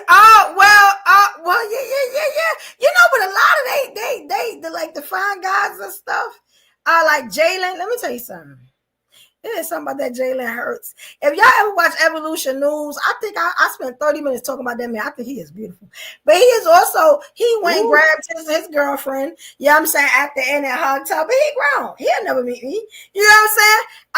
And then he had a very special moment with his father. You know, shout out to all the real black dads. You know, and his father's in his life, and it was just a beautiful moment. They hugged for mad long, and it looked just emotional. Y'all know I'm a sensitive thug, so I won't be crying. But you know what I'm saying? It almost caught a tear, y'all. It almost caught a thug tear. You know what I'm saying? I was very proud of them. I really like what Sincere said, because I've said it many times. Mm-hmm. I believe the NFL's rigged as well. Sorry, don't come for me, people. But ever since I caught wind of that being a possibility when it comes to competitive sports and all boxing even and shit, I just stopped caring so much. And yeah, I did care about the halftime show more than I did, because Kendrick, shout out, baby. I love you. Stand up, LA Compton in the house, man. Let me tell you something, and I'm going to say it. I'm going to say it now. That was the best halftime show we have ever seen. I don't give a damn if it's Beyonce, Usher. I don't give a damn. You know what I'm saying? That was the best one we have ever had, and it was for us, tailored to us, giving us symbolism, what to do, what not to do, how to play the game, how not to play the game, when to be defiant, when not to be defiant. Let me tell you something. It was 13 minutes. I got all 13 minutes of it. Now, y'all know I cannot play all 13 minutes. What I was going to do was see if Instagram would let me put a video up. They would not. You know what I'm saying? You had to put up little clips. You know, I had even written out what some of the symbolism was, because I know I'm dedicated like that, and I got a lot of editing software over here. You know what I'm saying? If y'all don't believe me, I'm gonna show y'all. Let me tell you something. It was well thought out from song to song, and you didn't really notice it. I didn't really notice exactly what he was doing until it had to be right around when they showed the PlayStation joystick. Did y'all notice that there was a PlayStation joystick in there representing the game? You remember Samuel L. Jackson coming out as Uncle Sam? Like, let me put up, because I know my Queen D Shields wanted to go over this with me. Also, I think the best part in it was two for me. And y'all let me know what it is. I'm getting there. It had to be when Uncle Sam came on. After he did, I think it was Squabble Up. Remember he did that? I'm gonna start TikTok dancing. Y'all ain't ready for that. He was like Squabble Up, right? And you know, it was like a whole bunch of records. Uncle Sam came on and he was like, You're too loud. You're too ghetto. You gotta know how to play the game. Then you heard Be Humble. Sit down. Like, I was like, that was perfect. And when I tell you, it was so well thought out. Now, the second one was when, now mind you, I'm sitting there, I'm chilling. You know, I had a toothache actually. I'm sitting there, I'm chilling. I'm like, damn, this is rather good. Now I got a big T in my race. I'm just like, this is rather good. I got lights up and all that. I feel like I'm in the show. When that man said, you know, they like to sue. I would do your favorite song, America's favorite song, that he just got a Grammy for a couple of them. But you know they like to sue. I said, oh, damn. Okay, I get it. But damn, I was waiting for that one. And I think that was everybody else. Then he did what Sam said. Y'all remember? And he went to Luther. And then, you know, you got SZA came out, did her Lord dance. And I like how she fine self. Yes, she wasn't overly sexy. She was covered. She made it that it was his night. But he was still showing love by bringing somebody out. Then he did another song with her where he put her in the forefront. Let me tell you something. This man is always putting somebody in the forefront. You know what I'm saying? And I was just like, yo, look, damn, we just amazing. Look at us we just amazing people. You know what I'm saying? Then we thought it was over. He went to, he was doing his song, doing songs. Then it was like, is that they not like us? Yo, now I'm sitting in my bed. Yo, when I tell you I jumped up like I was a teenager, I was like, oh, he doing that song. Yo, and everybody went off. I was like, thank you. Don't let that man, let me tell you something. The haters always feel like they gonna win. Sometimes you gotta tell them, kiss your black. You know what I'm saying? And do what you want to do. And whatever circumstances come back afterwards, they come back. But like I said, God got the good people. I'm just saying. You know what I'm saying? Yo. I don't sound like a proud mother. I'm just gonna say it. Let me put this link up. I was so happy. And let me tell you something, right? So there were some things that people sent me, right? Like I was sent this, and I don't know if I can put it on the screen. I may can. Now this is the part that nobody is really talking about, and I couldn't say you're wrong. I kind of had to give them to him, like, yeah, you're right. You're right. That's what happened. You're right. You're right. Yeah, that happened. That happened right there. That happened. Okay, so I'm just gonna read it out to y'all because I don't think it's said right. I just want to read it out to y'all. Let me read it out to y'all real quick. It says Kendrick used the biggest moment of his career to diss another black man during Black History Month, and woke folks on here is talking about it, right? So some people like to say, oh, no, it wasn't good. There was other stuff that was better. You got what I'm saying? He didn't dance. He's short. He let everybody do everything around him. He just walked from side to side. And I want to ask you something. Who do this? Right? But y'all say he the greatest. Now, that could be two different people. If you are a New Yorker, you know that is either mostly 50 Cent or Jay-Z, right? The only one that does move around is very animated when they rap is Kanye. You know what I'm saying? But you know what? Since we talking about Kanye, right? Since we got Kanye, you guys say, yo, I was so happy to hear Kanye say something about this. Mind you, this is his second interview. I don't have the first interview. On the first interview, he said, this was before Kendrick got the Grammy.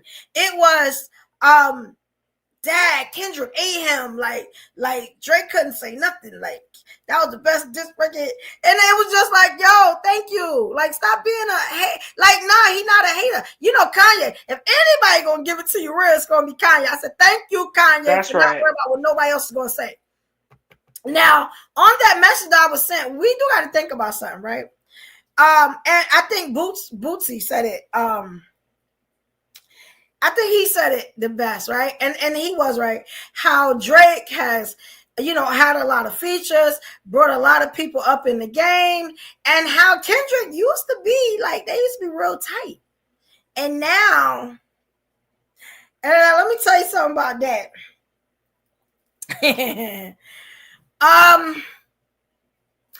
I thought that was more like a woman's thing. I really did. Like how, you be, hey, what I'm saying? You my friend, and that's it. And then, what I'm saying? They put the knife in your back slow. I'm pretty sure men do it, especially for the back. But it was just to see it on this type of level. But I'm saying? I want to know how y'all feel about that, because they were cool. So to see this now, when now you call him a pedophile, allegedly, and you get what I'm saying, and you done took it all the way on the stage. I just want to know how y'all feel about that, because I'm gonna give y'all the good and the bad. Y'all know how I do. You get what I'm saying? Yeah. It was. Oh man, it was beautiful. And I know I'm talking about it. You know what I'm saying? Oh, Cecilia, you ain't like it. I ain't seen Cecilia call me. You ain't like it. Oh, what? Serena, so check this out. A lot of people don't understand what the symbolism was, right? So, like Cecilia said, Serena made herself look foolish. Now, I'm going to tell you about Serena. No, she didn't. Serena is from Compton or something like that. In yes. A very bad neighborhood. Like I'm from Brownsville. Very bad neighborhood. You know what I'm saying? So she can crip walk, which is what she did. And she's done it before on her tennis matches. Yeah, y'all can't look at that tennis racket thinking stuff is sweet. Yeah, her and Venus is no joke. Look up their history. Their father wasn't no punk. Look up their history. You got what I'm saying? I can almost put money that girl got hands. Almost. You had to live where she lives. I don't know, and I'll look it up because I hate to give y'all wrong information. But she from a bad neighborhood in Cali, right? And let me also give y'all some more information. I don't know if y'all remember how Drake had an issue with Serena. He stalked her for a little while. She could not get rid of that man. She had beef with him too. Whether it got silent because she bossed up and got a boss and got married and had children, and he went on with what his life. You got what I'm saying? Now you got to think about it. Look what Kendrick did. He bought all your. He bought your. He could do this record about you and bought the people that you got issues with. Yo, that's hard. Like, what we talking about? That? Yeah, that's hard, body. I'm just saying. Like, that's a lot of audacity. We talk about audacity, like that's a lot of audacity. And yeah, he is a Canadian. He did help a lot of people. So in a way, I'm like, yo, go, Kendrick, you on top of the world. You doing your thing. I've listened to his music. Let me tell you something, royalty in our DNA. That ain't my damn song. You know what I'm saying? Like, yo, when he did that, I should have stood up. I didn't. But you know what I'm saying? I was late, I was chilling, and I was like, well, this is my song. Like, you know what I'm saying? It was just like, yo, he's saying something through this. Right? And I'm gonna show you a couple more things. And when I tell you I got a lot of clips, and let's talk about Serena, right? Serena's life has changed. So Serena's kind of like a valley girl right now, but I wouldn't put too much like I don't think she's soft by any means. Let's go from the top, right? If y'all want me to put the link up, y'all want to come up, let me know. I know D Shields wanted to come up. You got what I'm saying? Let me know. And matter of fact, I'm gonna just put it down here right now. And let me know what y'all think. What did y'all think about Samuel L. Jackson? I think that was the best way to represent Uncle Sam. Also, he was in Django and he was the house Negro. So wouldn't he play into Uncle Sam? Wouldn't he be the best person to play Uncle Sam? I thought it was genius. You know what I'm saying? I thought it was genius. Yo. And we all know Kendrick is smart as hell. That's how I was like, yo. Absolutely.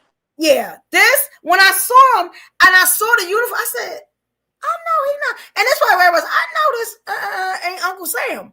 I was like, oh, here we go. And Trump was in the audience too. And from what they say, he was not happy. What they said when they saw the symbolisms and stuff, and they say he left early. So halftime show. But once they had booed Taylor Swift, you know it was up from there. It was up. It was up. That's America's sweetheart. They booed the hell out of her for what she was a Kamala endorser and stuff like that. Now Trump is in the house, so they can't be tell her, because we got a dictator sitting here on the side. That was just smart not to do that. You get what I'm saying? And I caught it. I was like, why they booing Taylor Swift? But yeah, I get it. I get it. I get it. I get it. Yes, it was crazy. And we got the queen. Hey, goddess, hey, queen. Yes. So let's start with Uncle Sam. Anybody that didn't see it, because I'm not gonna play all the music. I'm gonna play it a minute and stop it a minute. So hopefully it ain't no copyright issues or anything like that. Y'all know how these websites do. Yeah, I'm saying out there, I'm talking more than I'm actually. Yeah, for sure. Okay, I'll put it up. Okay, so I was in sync. All right, so here we go. Can I say something real quick? Sure, go ahead, Queen. While I get the clip. I just want to throw this in there real quick. Okay, Serena was not originally from Compton. Okay, she was brought there with her parents, and she grew up in a neighborhood where her and her sister were talked about and bullied because of the way that they looked, because they was not from there, and they survived in that. And me being from California, I give that girl all the respect in the world. She had every reason to sea walk across that stage. Thank you. Yeah, so when I saw not it, look stupid. If anybody looked stupid, amazing. It was Megan dancing for Kamala, and that was what looked stupid on our behalf. Yeah, and I'm gonna be honest, I didn't mind Megan dancing either. These are strong Black queens. Megan got a master's or something like that. They can't see Megan on paper or on the dance floor. I'm just saying, when our queens do something, I thought it was amazing. I really did. I really did. When I saw Serena, the only thing I could think of, she got beef with Drake. That's he was trying to date her, and they had whatever issue that they would had, and that's why in that song he said, "And you better not come for Serena." That's why he did that. And I thought it was genius. I think the timing was off to have her crip walk across the stage, though. I think he should have had her do it when he said in the song, "And you better not play with Serena." But it all on the time, I get what you're saying. The timing of that was off, But other than that, it was a beautiful show. I loved it. And when he stepped out without his dancers, see, the thing about it is that everybody was talking about how he was walking around. See, he was walking around by himself a lot, and he was in the middle a lot because everybody thought that he was going to get popped because of that, right? All of that. I didn't know that. Yeah, because think about it. Wayne was mad because they picked him first, right? So you had all this extra backlash behind it. So when he was stepping out by himself and he was walking around and he was being in the middle, it was like it was his trump card. And we're gonna throw Trump in it. It was his trump card, like do something now. And then it was a taunt the whole time. Is he really gonna do it? Yes, I loved it. Is he really gonna? And then when he finally did it, it was like it was the perfect timing for it too. Yeah, because he had already was like 5 or 6 songs in, and it was just like and let me say something, and it was like a pause. You remember because it said din, and I was like, you get ready to do it. Look, I know he not. I know he not. Yo, if you can see, I was standing on the top of my bed. I was like, yes, don't let these people tell you what to do. Because I'm going to tell you something. We going into the type of moments where we're going to need each other. They're going to take everything. It's about to get real bad. You know what I'm saying? And just to see that type of defiance, it again made me think we are not our ancestors. Y'all gonna have to take out a lot of us. You know what I'm saying? Like, and I hate to say it like that because a lot of us ain't gonna be able to do what our ancestors did. I don't think mentally we are strong enough to deal with what they dealt with. And that right there said exactly what you saying. Do something. You know what I'm saying? Like, do something. If he lying on you, do something. You get what I'm saying? Like, do something. I was so, oh my God, I was so happy. Like, it was just everything. So I had a debate today, right? And she did lose a sister to gang violence, yeah. They booed Trump too. I didn't know that. You know what I'm saying? Because I only watched the halftime show. I didn't watch anything else. I don't ever watch the actual football part. As a disruptor, yes, he was. Yes, showing a divide in the country. I wanted to also talk about that, the red, white, and the blue, and then the black. He said that at the very beginning when he was standing on top of that car, and he said the revolution is going to be televised, and he did it right there. Now, let me tell you something about that. I want to talk about that part, right? Now, he did say that, but what did he say after? He said, you got the right. He said you picked the right guy in the wrong time. The wrong guy in the right time. The wrong guy in the right time. Who was he talking about? Himself. You picked the wrong one. No, he was talking about Trump. He was talking about Pac too, though, because you got to think about it. Y'all got the right one, but the wrong guy. He was talking about Trump. Let me tell you something. What time did Trump leave was what I was trying to figure out. They said Trump left early. Now the halftime show was at 8:00. The football game started at 6:30. What time did Trump leave? Now I'm gonna tell you why a lot of his Trump people think it was around that. Because let me tell you, the symbolism was so blatant that you couldn't be offended if you was Trump. I'd have been offended if I was Trump. Like, this talking to me? Like, yo, when he said the wrong guy, instantly, I did one of these. Let me sit the hell up, because something ain't right. Yo, by the time Samuel Jackson came on the second time and told him that he too loud and ghetto, I said, oh, this is a Black History Month special right here. We about to learn something right here. Then, if you notice, did you notice the PlayStation? The PlayStation controller. I know PlayStation real well. And I was just like, oh, hell. You know what I'm saying? I said, yo. And then he was talking about the game, which is life, like what we dealing with right now, right? And then there was a reference to the Squid Games. Y'all know anything about the Squid Games? Squid Games? No, but I know he said you tried to rig the game, but something about influence. But you can't fake influence is what he said. Yeah. Yo. When I tell you, he was talking to us on a level that I have never seen. I have seen Beyonce come up there and shake. And let me tell you something.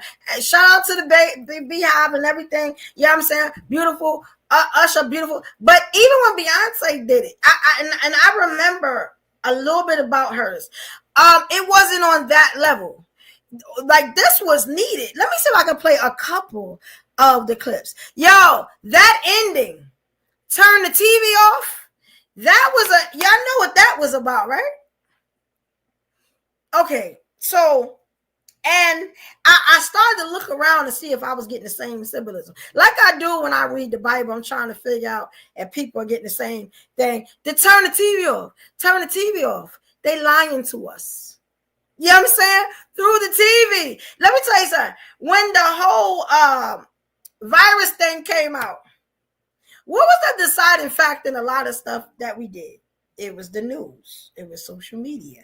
You got what I'm saying? The biggest liars on the earth. You know what I'm saying? Now, there were people that said such and such and such. And I'll show you. Because I don't want to just be talking if a couple of people didn't see it. I don't know about how much I can play. I've seen people put the whole thing on their station, on their channel. But let's play just a little bit and see what's what. I might have to scrub it off later. You got what I'm saying? A couple of shows, they done made me take certain things off later. You know what I'm saying?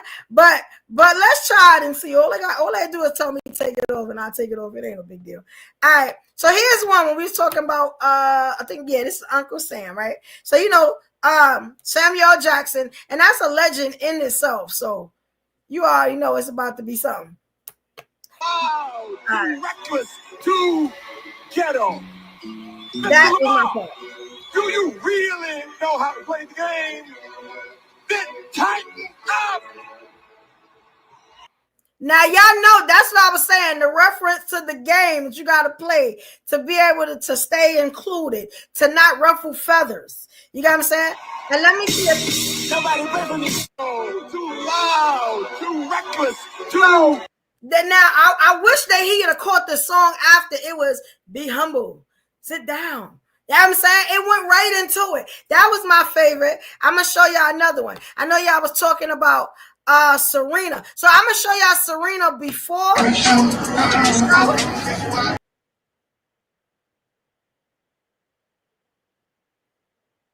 I just want to make sure y'all can see it. That was beautiful Serena. Yeah, we With saw it. With the hair. I think she looks more like Sierra. Yeah, she got it. You know, Sierra was one of her best friends too, right? Yeah, I think she favors Sierra more. I don't like to put her in with Beyonce. All right. So I thought y'all could see it, but y'all can't see it. Let me put this part on. All right. It's loud. Okay, here we go. I'm gonna put this part on. This was her getting ready.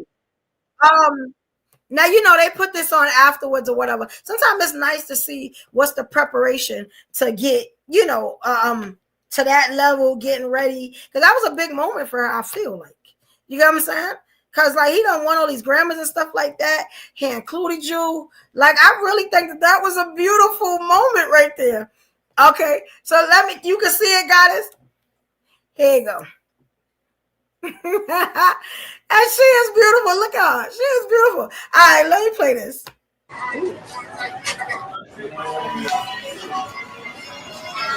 Look how she fell herself.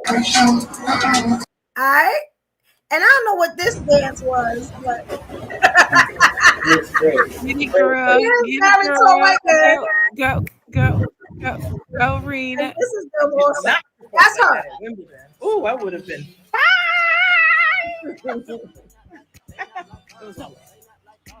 Man, I did not crip walk like that at Wimbledon. Oh, I would have been.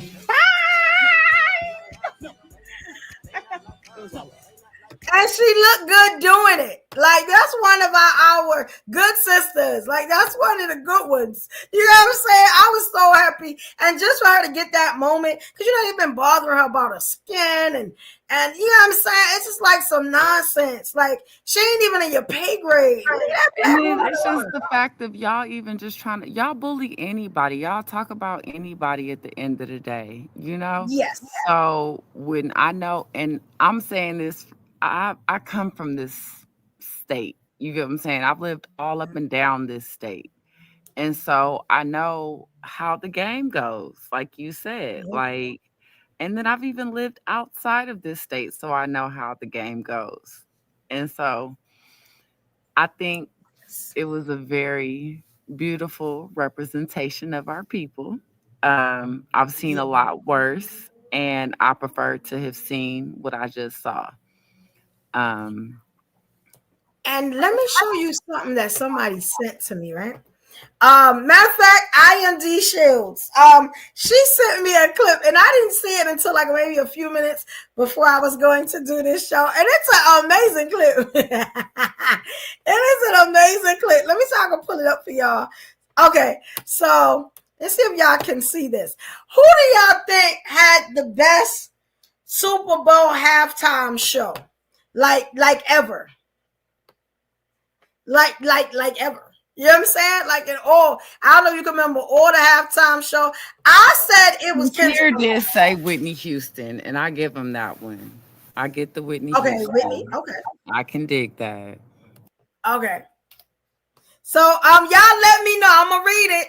To say okay. Who else? Who y'all think had the best the best halftime show like ever in all? Because there is an answer, and it was just proven today. Matter of fact, just today. Now, I called it earlier before I even knew that I was right. You know what I'm saying? I called it earlier.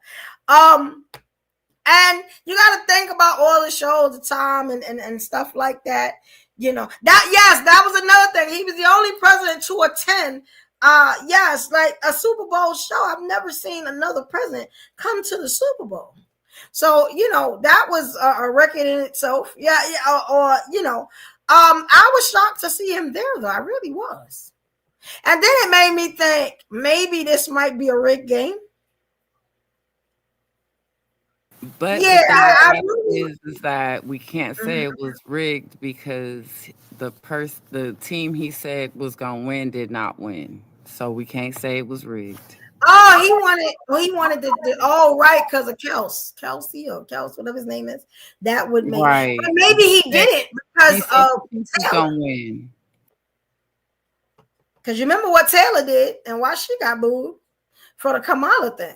He might have wanted to show the same type of you didn't go for me, so he could go. Maybe he was being funny. Maybe he was being funny because maybe Donald Trump's trying to learn sarcasm now, right? So maybe he was being sarcastic, saying that they were going to win, knowing that they didn't back him, right?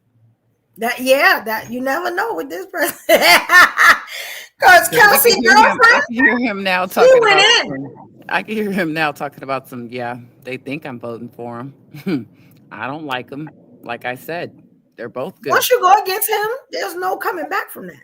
That's a real New Yorker. Once you go against them, they used to have this saying. I ain't even gonna say it. You know what I'm saying? Because I had to stop saying it once I got more into the Bible. That's how terrible it is. You know what I'm saying?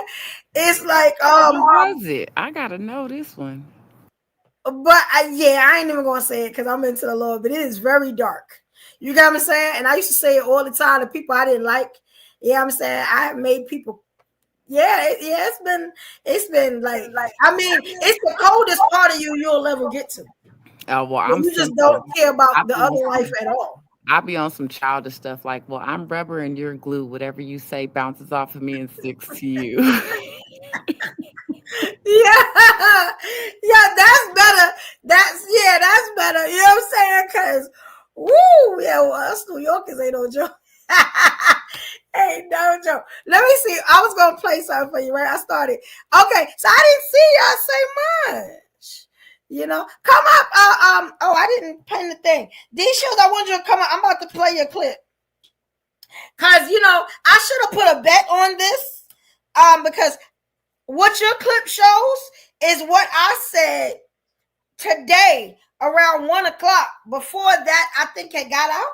So, and I was right. You know what I'm saying? Let me pin it so y'all can actually come up.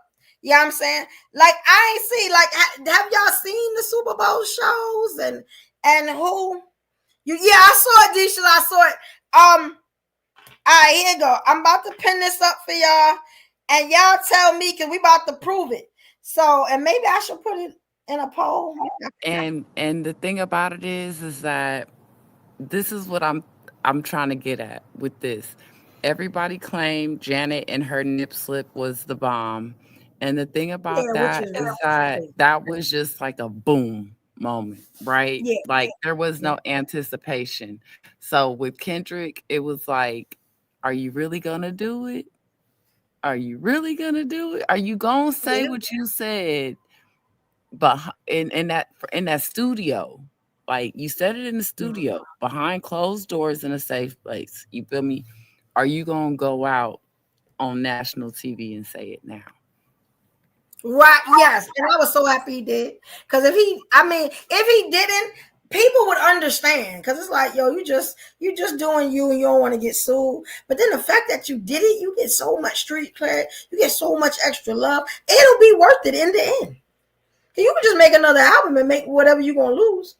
Technically. You know what I'm saying? And if Drake really goes along with this nonsense of suing, he's just gonna become softer than soft. I don't think Drake can get any softer. You got what I'm saying? Are you really gonna show how much softer you could get? But that's the same thing when you think about the whole ASAP Rocky and Relly case. Like you showed that as big as you are, you really not that one. You get what I'm saying? Crazy. And he's so talented, but the petty stuff, I don't know who's how can I say it? His manager or his people or whatever, but they need to let him know what's going on in the streets and how he looking. But maybe it's all just a publicity stunt. Like we have to take this in account. Like we have to be the conspiracy theorists, right? And maybe at the end of the day, it's all a publicity stunt. Everybody's getting paid. Nobody's like, you got to think about it. When they go to court behind defamation and all this, the judges are getting paid. Yeah, the taxpayer dollars is paying for it, but look who's being paid. Look, I still like, if you would have put a weapon to my head and tell me to recite a ASAP Rocky song, I can't do it. You get what I'm saying? Because I've never listened to his music. But now I'm like, okay, let me find out who they are. So I think it's all about putting people on the map. And then with everybody talking about what Kendrick Lamar did, he's already at the top.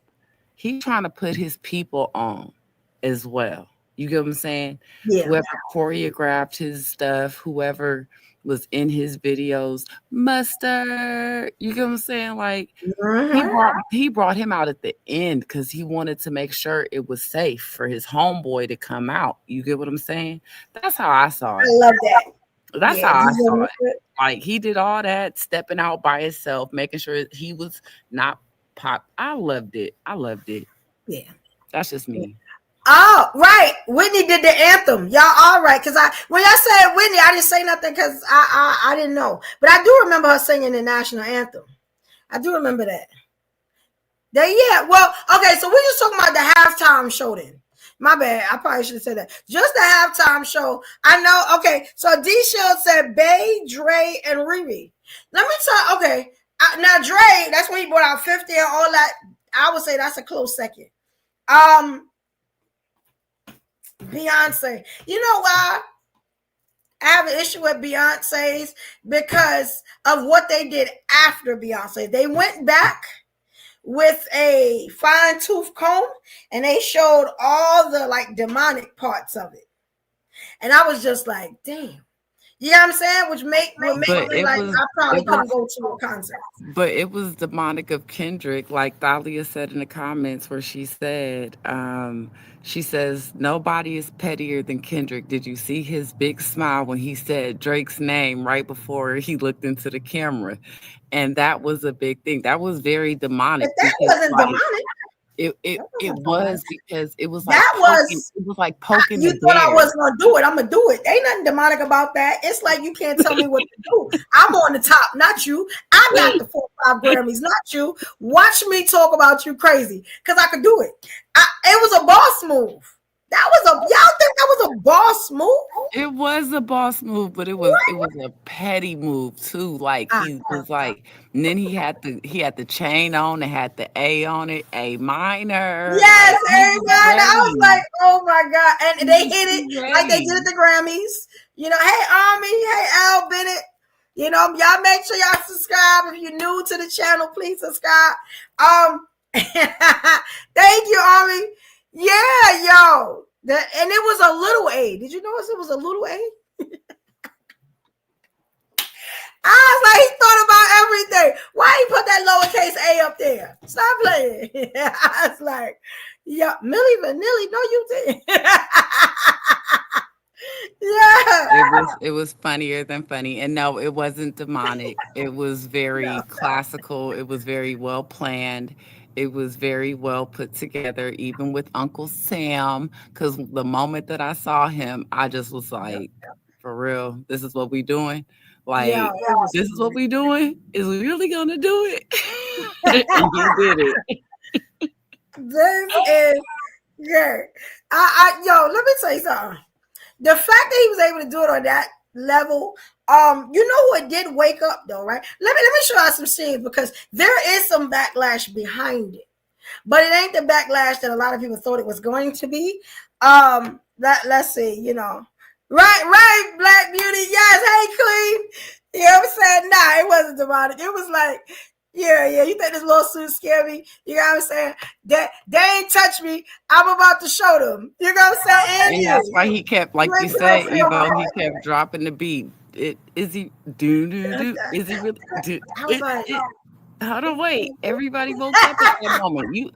I bet you that's everybody ringtone right now. I bet you wake up to that. Woke up looking for the broccoli hotkey. Yeah. Yes. Oh man. I'm just so proud of our people this Black History Moment. When this is the time now, and we ever wanted to represent our people, now was the time to do it because of what's coming. You get what I'm saying? Like, and this the bad part. We ain't got that long. You know what I'm saying? Like that's the bad part about that.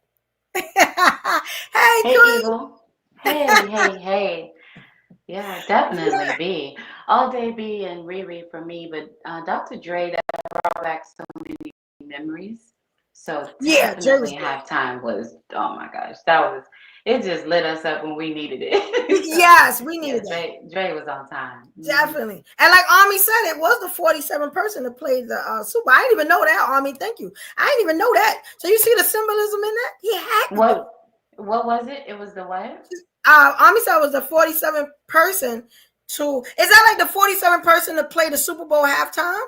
Or was it like, I don't know, the 40. What bowl was it? Was it the 98th bowl or something like that? I don't know. I know it was a 9 in there.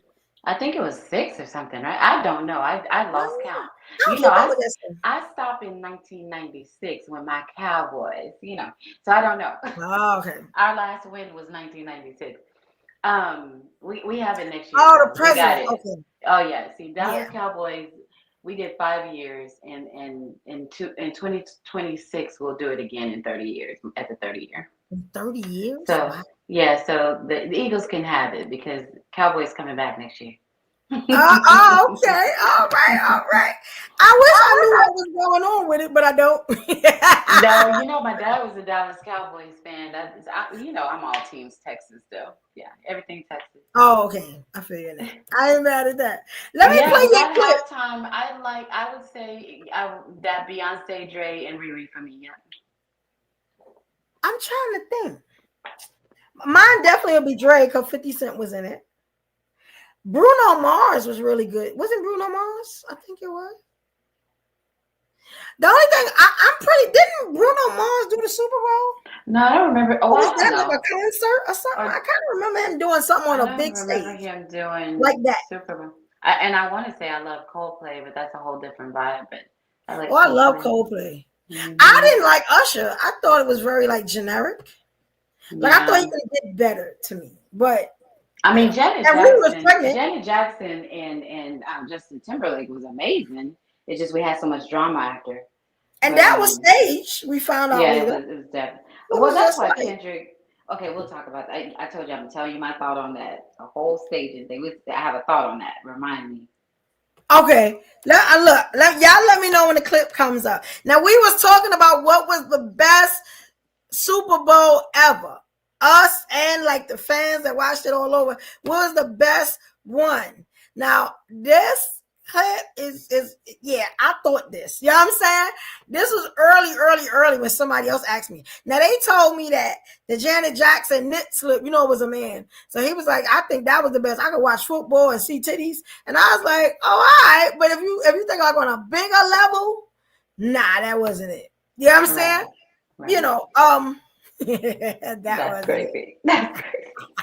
And I'm only agreeing with that, and I'm only agreeing with that because there was no anticipation. There was no like question about whether or not it was gonna happen, right? It just happened. And I think with Kendrick, he let the beat build. He made us think he wasn't gonna do it and then did it. Now, if Janet would have been doing something provocative and then all of a sudden it happened, okay, cool. But it was just like a boom. And that's not, Yeah, when you think about the culture of what we're going through now as we get ready for the trial on May 5th and everything that could come out, I kind of think that might have been a casting moment for Janet, and I think JT still has to really own up to that because Yes. that literally may be in one of those moments of exposing her to be provocative and against her will. So Yeah, disrespecting a so black much. woman. We have to do a whole Janet Jackson show one day. So much. I interviewed Mama DeBarge and used to talk to her on the phone a lot. So just so many stories there. So It's Yeah, funny definitely. you That's great. mention that because we was just talking about how Janet got out the game, and I was like, yeah, because look who her daddy was. Look what she had to deal with. She didn't want to get no deeper than that. If that's what your daddy do to y'all, what else could happen? Mm. There was some trouble kids though. I mean, super talented. You know what I'm saying? The Jacksons always gonna be legends, but they've been through some things. legends, goats for sure. Yeah. Yes. Yeah, and Jay-Z is in charge of the Super Bowl. That's why you saw at the Grammys. He showed Jay-Z so much love and hugged him. I was like, that's beautiful. And Jay-Z looked like at the time, because he's still kind of in trouble a little bit. It was just like, yo, thank you for giving me this love. Like, yeah, I'm saying, I thought it was a beautiful moment between two kings. Like, yeah, I'm saying, like, I don't care what they saying about you. I'm gonna show you this love because you holding me down. You know what I'm saying? And Jay-Z did that. Even though it was all the naysayers and Lil Wayne getting mad, when the hell did I mean the Super Bowl doesn't really go by what's relevant right now. Sometimes it does, sometimes it doesn't. Now we gotta say Lil Wayne got hits upon hits upon hits, but ain't nobody thinking about Lil Wayne.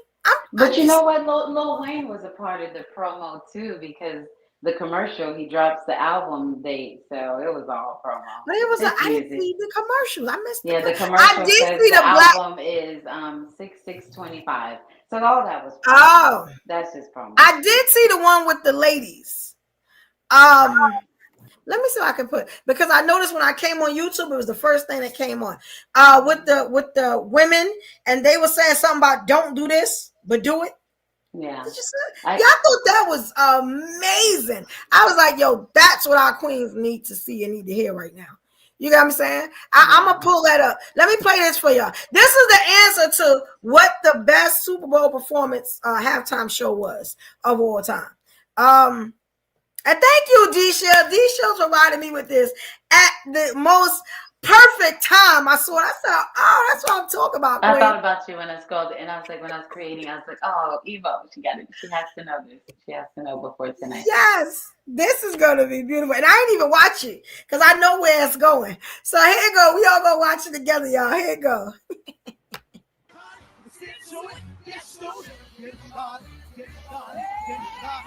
Y'all see the number. What is it? 110.2 Beyonce, 110.8 Dr. Dre, 112. These are million viewers, y'all. We got Madonna, 114 million. And that's why Drake mad, because he done kissed Madonna and he ain't getting no money. I knew Bruno Mars was there. I'm a DJ. Yes, 115. Bruno Mars better than Madonna. Beyonce, 115. He beat Bruno. That's my song. Oh, Lady Gaga, I never seen it. 117 million. Oh, Katy Perry, I didn't know she did it too. She got 118. So she at the top right now. Oh, Rihanna, 121 million. Oh, Michael, now watch this. Michael had 133.4 million. That's Michael. Okay, let me say something. Now Kendrick has 133.5. He beat Michael by 4 million. You know how big that is, y'all? Yeah, that's huge. Now I can't believe I didn't say Michael Jackson because I was screaming at the television when Michael performed years ago. Yeah, Michael Jackson definitely all-time great. I put him at number one. Yeah, but the numbers and Kendrick's numbers are still increasing. Apple Music hasn't seen those numbers. Yeah. He just beat Michael. Y'all can't say nothing. He just beat Michael. He got a new record. How many Grammys he got? 4 or 5 Grammys? 4. Well, maybe Grammys? 5, but I know he has 4. He made 4 the other night for that one song. Yo. He can, man, listen, how that feel? I want to know. I was proud of that, man. And the symbolism was amazing. Now let's talk about some of the big dogs that actually was talking about like the next day was talking about some of the things that he did, that he said. I was actually very proud to see it. Especially this person right here. Now, if y'all know Twitter, we got one of our stars. He is really bugging out on Twitter. He is saying some of the stuff that we have always wanted to say about every nationality there is, even stuff that we wouldn't imagine saying. Are you talking about Kanye? Yes, Kanye is flipping on Twitter. I'll be X or whatever. I'll be looking at some of his tweets. He will call your mama a B and type it out. Like, he don't care. And when I tell you, them folks that ain't us are loving it. He said, call me Adolf Hitler, didn't he? Yeah, yo. He done talk so much stuff. And I was just like, hey, if they let you do it, my man. Ooh, do it. Do it till you satisfied. I heard his account got banned. Yeah, this Kanye, yo, y'all look at this. So, a few people have been asking me, like, what did you think of the Kendrick halftime show? And I really loved the show. It was my favorite halftime show since, like, a Michael Jackson era, which I kind of just barely remember. I just be seeing clips of it. And it was super simple. The flag was fresh when they did Be Humble, the way that people's heads was moving. But I was just like shook. This is like super fresh, right? The man's voice control, all that. And, you know, of course, they built up the controversy on whether he's going to do the record. And then at the end, I saw people saying, like, this is the worst halftime show. And I'm just like, y'all, everybody I know that I talked to in real life said this is the best halftime show. So this is my point right here.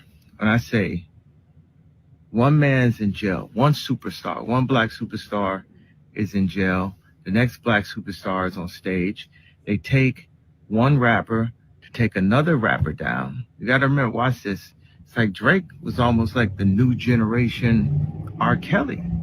The way R. Kelly had the radio and the smash and all that type of stuff. And then the idea that was put out in the Kendrick song is what R. Kelly is actually locked up for. Now, this information is out here. This could be used, right? And, you know, they give Kendrick everything. He wins everything. Then he does this amazing Super Bowl commercial. I mean, not commercial, I'm sorry.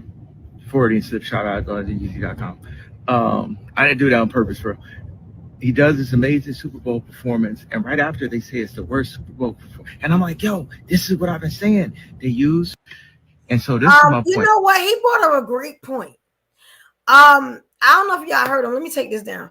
And I didn't think about that. Kanye's a damn genius. Crazy. What do you call it? Maniac genius. Yeah, he's a genius. You know what he just said? He said that he said that they use us against each other. They put one star up and take one down. So they take one down to put one up. He said that's why they got Diddy in a thing now. You got what I'm saying? Drake is down to, like, they put it only can be one on the top is what he's trying to say. That's literally all that Uncle Samuel L. Jackson was saying when he said that part. And that's literally all that he was saying. But Kendrick, but look what he said though. Kendrick, and they were saying the way that he said that. That's what he used Samuel L. Jackson to say. Yeah. But if you think about what Kendrick Lamar also stands for, he stands for unity. That's why you see the red and the blue together, and he threw in the white. And that's why when I jokingly said, like, the aliens even saw that and were trying to figure out what in the world is going on, because they're not used to seeing red and blue together and the white. You know, they're used to us seeing us so divided. And I think that's another thing. And I think that's also why Trump walked out, because it's like the attempt for so much division, but we cannot be divided. Like, and you couldn't be divided with that performance. There was no, even though they found a way. Because you heard what Kanye just said. Kanye said the way he's the way he's talking about Drake is the same way they got R. Kelly. Right. Like, y'all ever thought about that? Y'all ever thought that him calling Drake a pedophile might lead him to be done like Diddy? But this is where he talks about, this is where we all talk Like, we about never like thought about that. generational stuff, right? We talk about the generational stuff. There's always somebody next in line to pick up where somebody left off at, right? And even if it is something like what was happening, you know, and what Well, Kendrick is doing, and I don't know, Evo, because I know you from over there. It was a girl named Liv who was out during all these times with Cassie and all of this. And her music is 10 years old. But if you go back and you listen to her music, it's very relevant to what's happening today. And the thing about it is that Kendrick is trying to stop what's happening. You get what I'm saying? Nobody wants to be allegedly diddied if that's what's been happening, right? Right. So if Drake is the next person that they've groomed in line, he's trying to prevent that from happening. No, right, he's not. but they no, I'm he's saying not. Kendrick is. No, he's not. listen. No, he's not. So You don't listen, think He's this is what actually helping it. this is the symbolism that everyone missed. And I keep going podcast to podcast trying to get people to see it. And it's sad because I put the guy on my Instagram page, and he caught it. It was a white guy, but a lot of times they study our history harder than we Yeah, study it. definitely. But it was a white guy that caught it, and he said it in his dialogue. You saw Kendrick being followed. There's so much with the red, white, and blue. The flag was significant for this, with Jay-Z choosing Kendrick Lamar and choosing him to do this. But then Kendrick goes within himself and says, well, what's this biggest divide that we've had? And too often we forget, but we will not. And I stand with Cap, so I won't let us forget. So too often we forget that it was the flag that was the biggest deal when Colin Kaepernick did what he did. So it was very important for Kendrick to do the flag for that reason also. As for Trump, he didn't leave early because he was bothered. He left early because he was booed. So that's his celebrity ego. Yeah. Just that I was trying to figure out why he left early. The whole video of his MAGA fans are upset because he's taken down the Department of Education, where the majority of them work, and they're upset because they're no longer going to have jobs. And so he got booed. He let them down, which we knew that he would. So that's a whole nother thing. He heard the message, but he let them down. Something, girl. Always, never forget what I always don't forget, being a longtime Donald Trump follower. And it was a time when I was on Blog Talk Radio, and I used to interview everyone. He had a show called The Ultimate Merger, and every time someone would come off the show, they would come on my show every Wednesday. So just following Donald Trump for a long, long time and knowing how he is, at that time he was a Democrat. And then he once said, and I can't ever forget this, he once said, I bet if I ran as a Republican. So he's running as a Republican, but getting a lot of things done, but doing it only in a way that Republicans can receive it. Right. So you have to do it right in their face, and you have to gaslight them, but you can be for the people the whole time. And that's why it's so important for people not to totally dismiss what the president is doing at this time. Just sit back. Like I showed y'all the image on my social media of the ladies sitting with a wine glass on top of the buildings. Black ladies, we're chilling. Okay, that's our job in 2025. Relax. Go glamping. If you've never been glamping, go glamping. It's the best thing ever. We don't. This is not our fight. Rosa Parks did that for us a long time ago. This isn't our fight right now. Yeah, right? And I feel you. It was never going to be a black man. Love Barack Obama, and then in some things I agree with, some things I didn't. It was never going to be a black man. It was never going to be a black woman, Kamala Harris. It was never going to be that. The only person that can make America do what needs to be done with the things that have happened for the past 400 years, the only person that can do that is a white man. So they've chosen America is misogynistic. Yeah, they do well. But here's about Kendrick Lamar performance, what I wanted to say.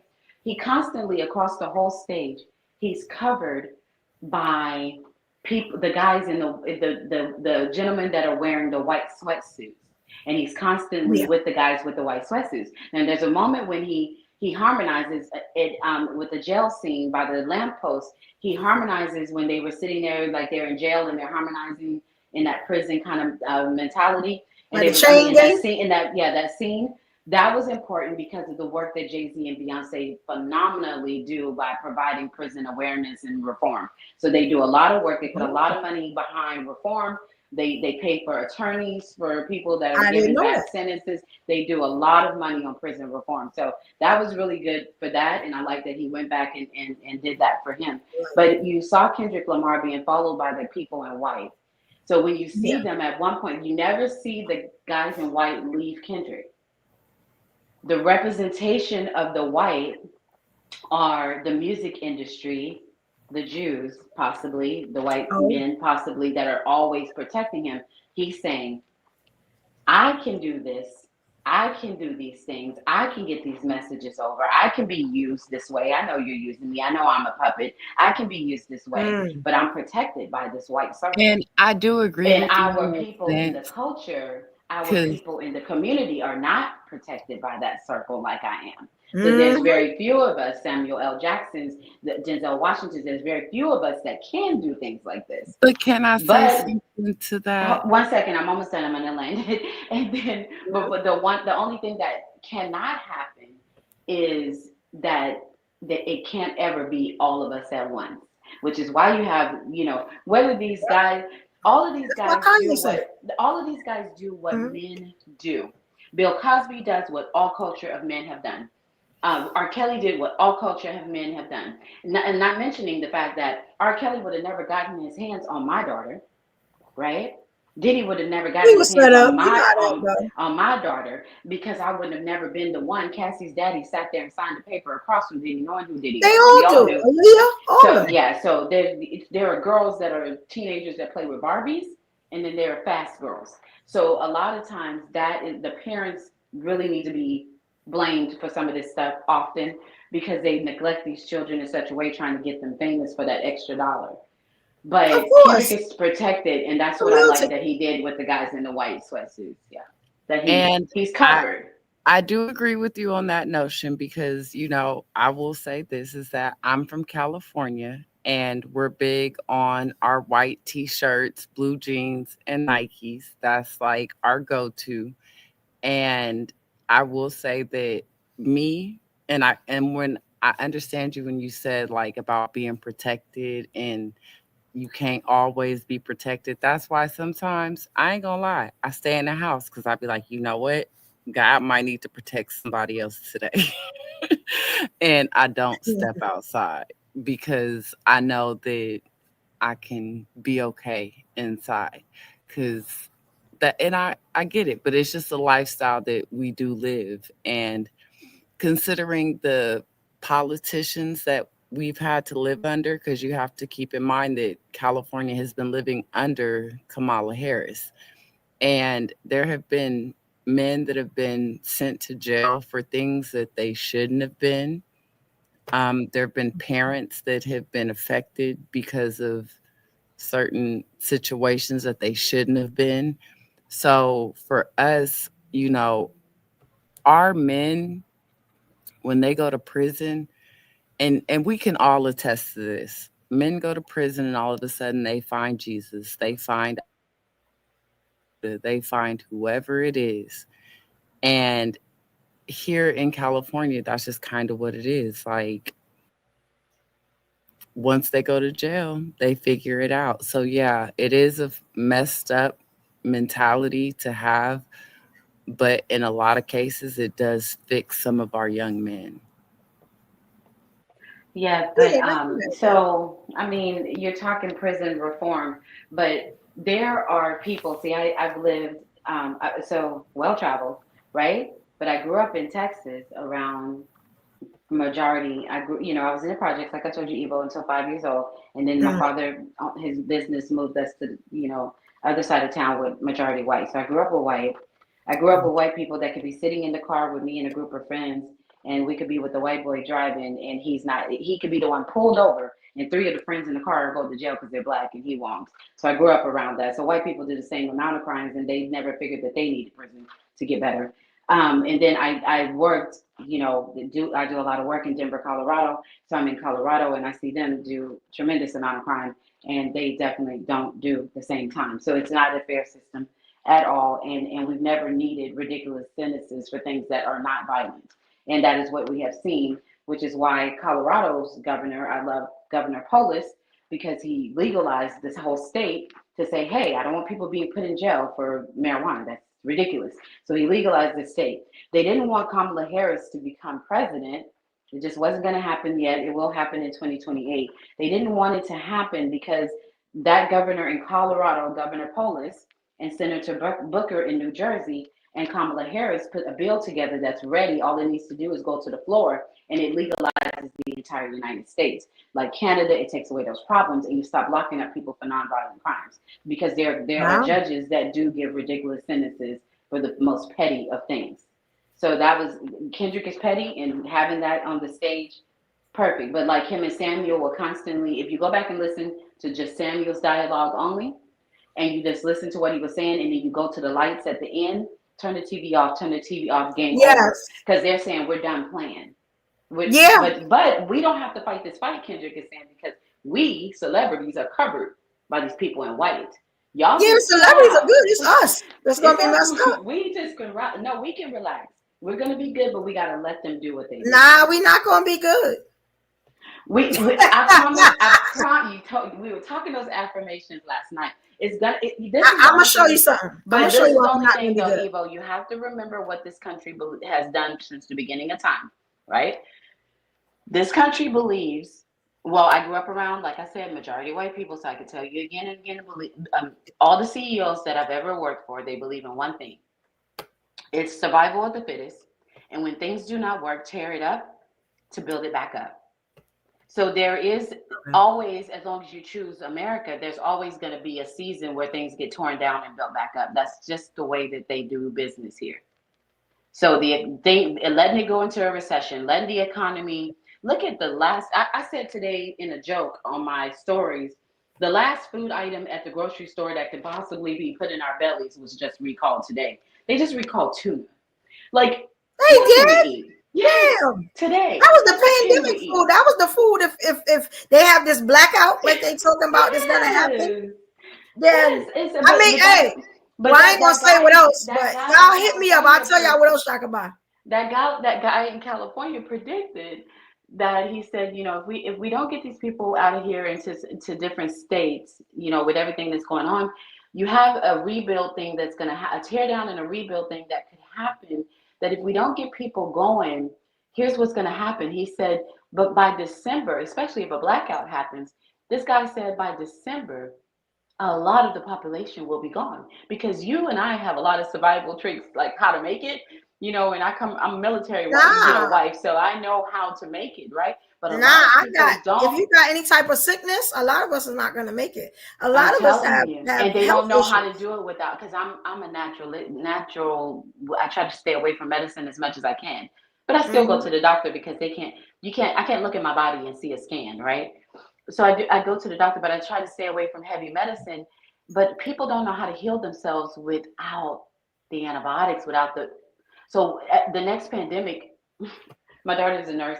The next pandemic is already so bad upon us because flu season should be over. Yet people are coming to the hospital and leaving the hospital and coming back. Coming back. This new one, there's no antibiotic fixing it. There's a big stomach bug. With no medicine that they have fixing it. So people that rely on medicine and don't know how to go look up what it takes to really heal yourself in these times. Yeah, and you got to think, if we saying that we're gonna be going by December, that don't mean we're gonna be okay. You know what I'm saying? That means that we're not gonna be okay. Everybody has to be determined. Make yourself determined to get through it, just like we did in the 4-year pandemic. Tell yourself you're going to. It's your time to go. It's your time to go. That's because we can't do nothing about that, right? You know what I'm saying? But look at this. I want to show y'all something. I saw this today. I figure I should share it. They are censoring my page, my Instagram page, and a lot of stuff. But hey, I can put it here on YouTube and see what happens. He started talking so fast that I can't stop him. I need y'all to feel this. You know what I'm saying? And a lot of people don't know how to go about protecting themselves and getting right. A lot of people don't know how to do it or where to begin. You know what I'm saying?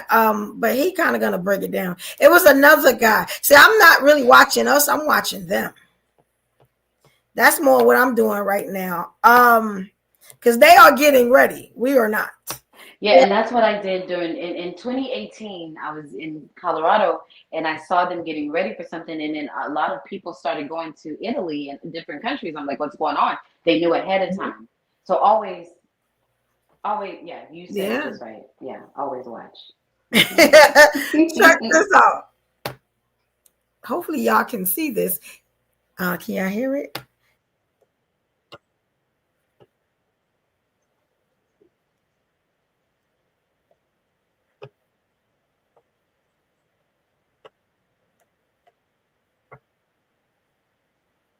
Well, y'all can't see what I can see, huh? No, I don't see the white screen there.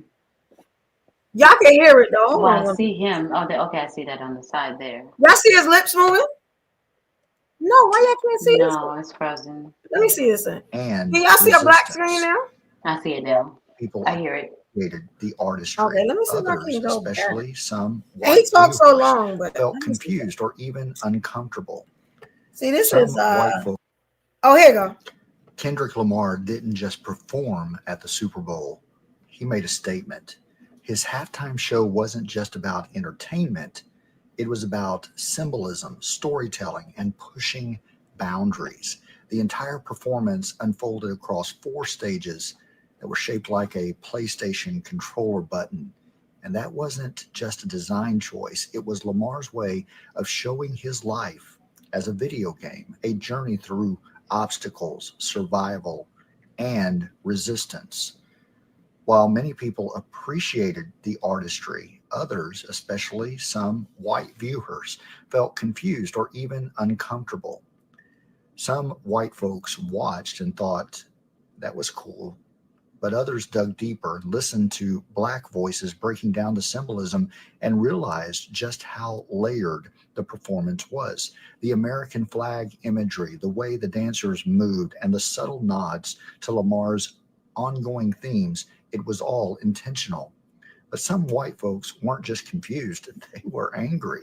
Some were upset that there were no white performers, no white dancers, no obvious appeal to white audiences. People who claim they don't see color suddenly saw it everywhere.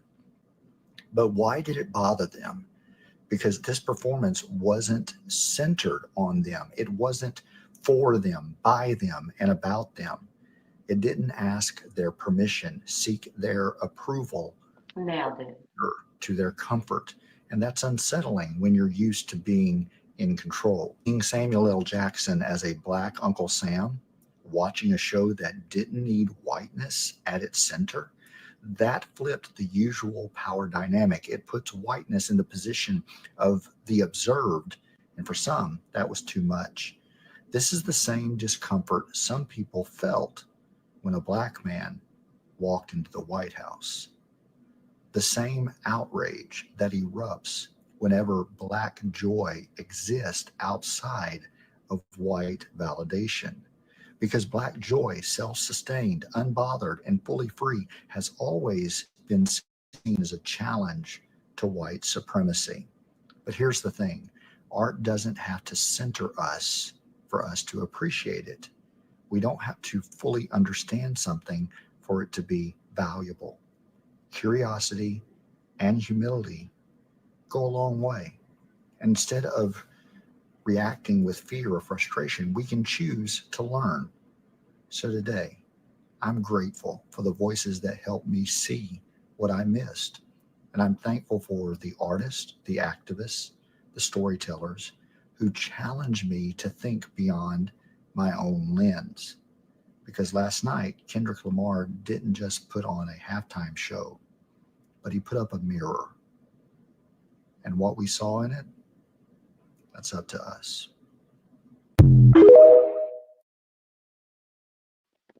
That's it. Oh, I can't hear you, Evo.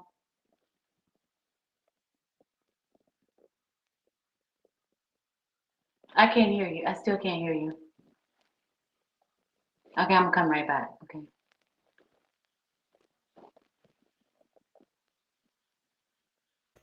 That was my fault. Okay.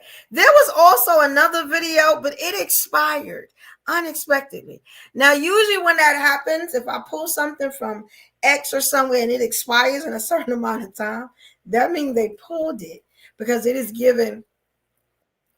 How can I say it? It's one of those things where it gave too much information. It's trying to get us ready for what's happening. And it was a white guy talking about how, we need to start getting ready. We need to wake up and get protection for ourselves and make sure that we know how to protect our homes. And you get what I'm saying? Get ready for the worst because it's coming.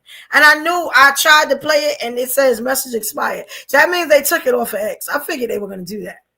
I wish I was screenshot. Because there are those in the ex. Let me be careful. The ex Proud Boys, because the Black Church now owns the Proud Boys name. But there are those in that particular group that they want this to be a civil war so bad. But I guarantee you one thing that's not going to happen. These leaders want to do something phenomenal before. What you're never going to do in America, you are never going to mess up the Olympics. Ever. Oh. Ever. So the Olympics is coming. So yeah. So what they're doing is trying to get the technology in order. What he's using Elon for is to get those numbers in order to get some extra money so we can afford the Olympics. Not only do we want to afford the Olympics, we want to look good when the Olympics show up because the other countries look good. Paris rebuilt their whole area to look good for the Olympics, and we want to do the same thing. So it's going to be in LA in 2028. So there's not going. Yeah, so there's not going to be a civil war. What he told them boys is this: if you're out there committing crime, and I don't care what color you are, I'm gonna say it like this: when they showed that video that went viral of that boy getting those multiple life sentences this week by that judge. And that was the black guy, right? Yes. That slashed the when little they girl. showed that video, the reason why they're making that video go viral because they are saying they don't care what you represent and what you believe in. They are saying if you commit protesting and killing and promoting or unaliving, if you're promoting any of that stuff, you're going to be going for a very long time. I don't care what color you are. This time around, y'all all going. And they're going to, and Trump said last week, he put at Guantanamo Bay. He don't even think the state prisons are good enough for you. Yeah. If y'all try to race war, he's coming for you. So I suggest all of those that are in those hoods and covering your faces because you probably are the manager at Best Buy. If y'all don't chill, because the nerd squad, y'all gonna get taken. Y'all are going to. The authorities are not going to let you just take out black people because you don't like us. Please get off of that. Yeah. I want to talk about something else too. Did y'all see this? This, if you would have blinked, you probably would have missed it. Let me see if I just want to make sure. Nope, that's the right one. And there's a lot of, how can I say it? This was kind of put on after, like I saw this on, shout out to the Shade Room. I saw this on the Shade Room afterwards, and I was like, y'all didn't even notice that. Let me know when you see it, D. I'm gonna show you. Did you see this part of the show? Look at this part. A lot of people didn't see this part. And now people are starting to talk about it. Look at this.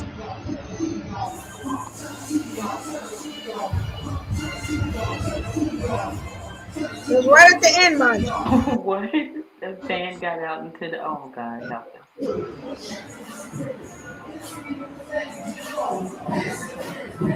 Football for him. You see what he's doing? Yeah. He has a Palestine flag. Yeah, and he's a heckler. That's a heckler. Now let me turn this on because I know it's not. Look at New Orleans. Okay, now. New Orleans PD said not today. Oh my God. Yes, and you understand that he's one of his dancers.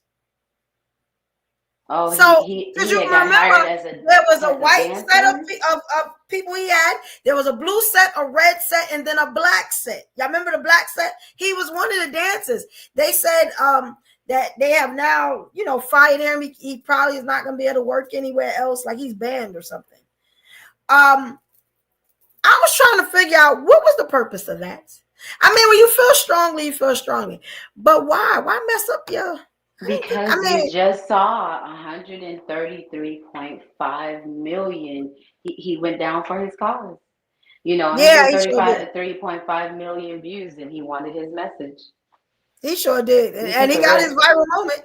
He got his moment. Wow. Hey, more power to him. I hope he's able to, get another job. Because I know, and let me tell you something about the Super Bowl. The halftime show, the people that's putting on, they don't get paid to do that. The Super Bowl halftime, they actually pay for that themselves. So that's not something where he made a whole bunch of money. Nah, he spent a whole bunch of money. No, and it's for an artist, I've just done this whole thing a long time in the music world and being around artists all the time. And for the artists, it just means everything. So it's us, we're like, don't you want to check? And they're like, what? Do you know how many checks I got coming after this? Yeah. So yeah, it opens people's eyes. Even I was playing Kendrick Lamar this morning on my way. You know what I'm saying? Squabble up. I was squabbling up the whole way to work. Like, you know what I'm saying? So, I gotta make my little reel. I gotta do a squabble up reel. I'm working on it. I downloaded every song he had. I just downloaded on Spotify. Just downloaded all the way down, and I'm listening to stuff I ain't even heard yet. And I was like, "Oh, yo, this too," because royalty in my DNA. That was my jam. Sit down, be humble. Be humble. Sit down. That was mine too. I was shocked when he did that though, because I thought he was gonna do all this new stuff. When he started to do the old stuff, I was like, "Oh, that's my jam. That's my jam." And he did all my songs. He knew his crowd, because when you live in different communities that are his largest crowds are Denver, Colorado, constantly coming back. His largest crowds are white crowds. You have Utah, Missouri, Kansas, Seattle, San Francisco. His large Texas. A lot. He does get crowds in the Black community, but his money.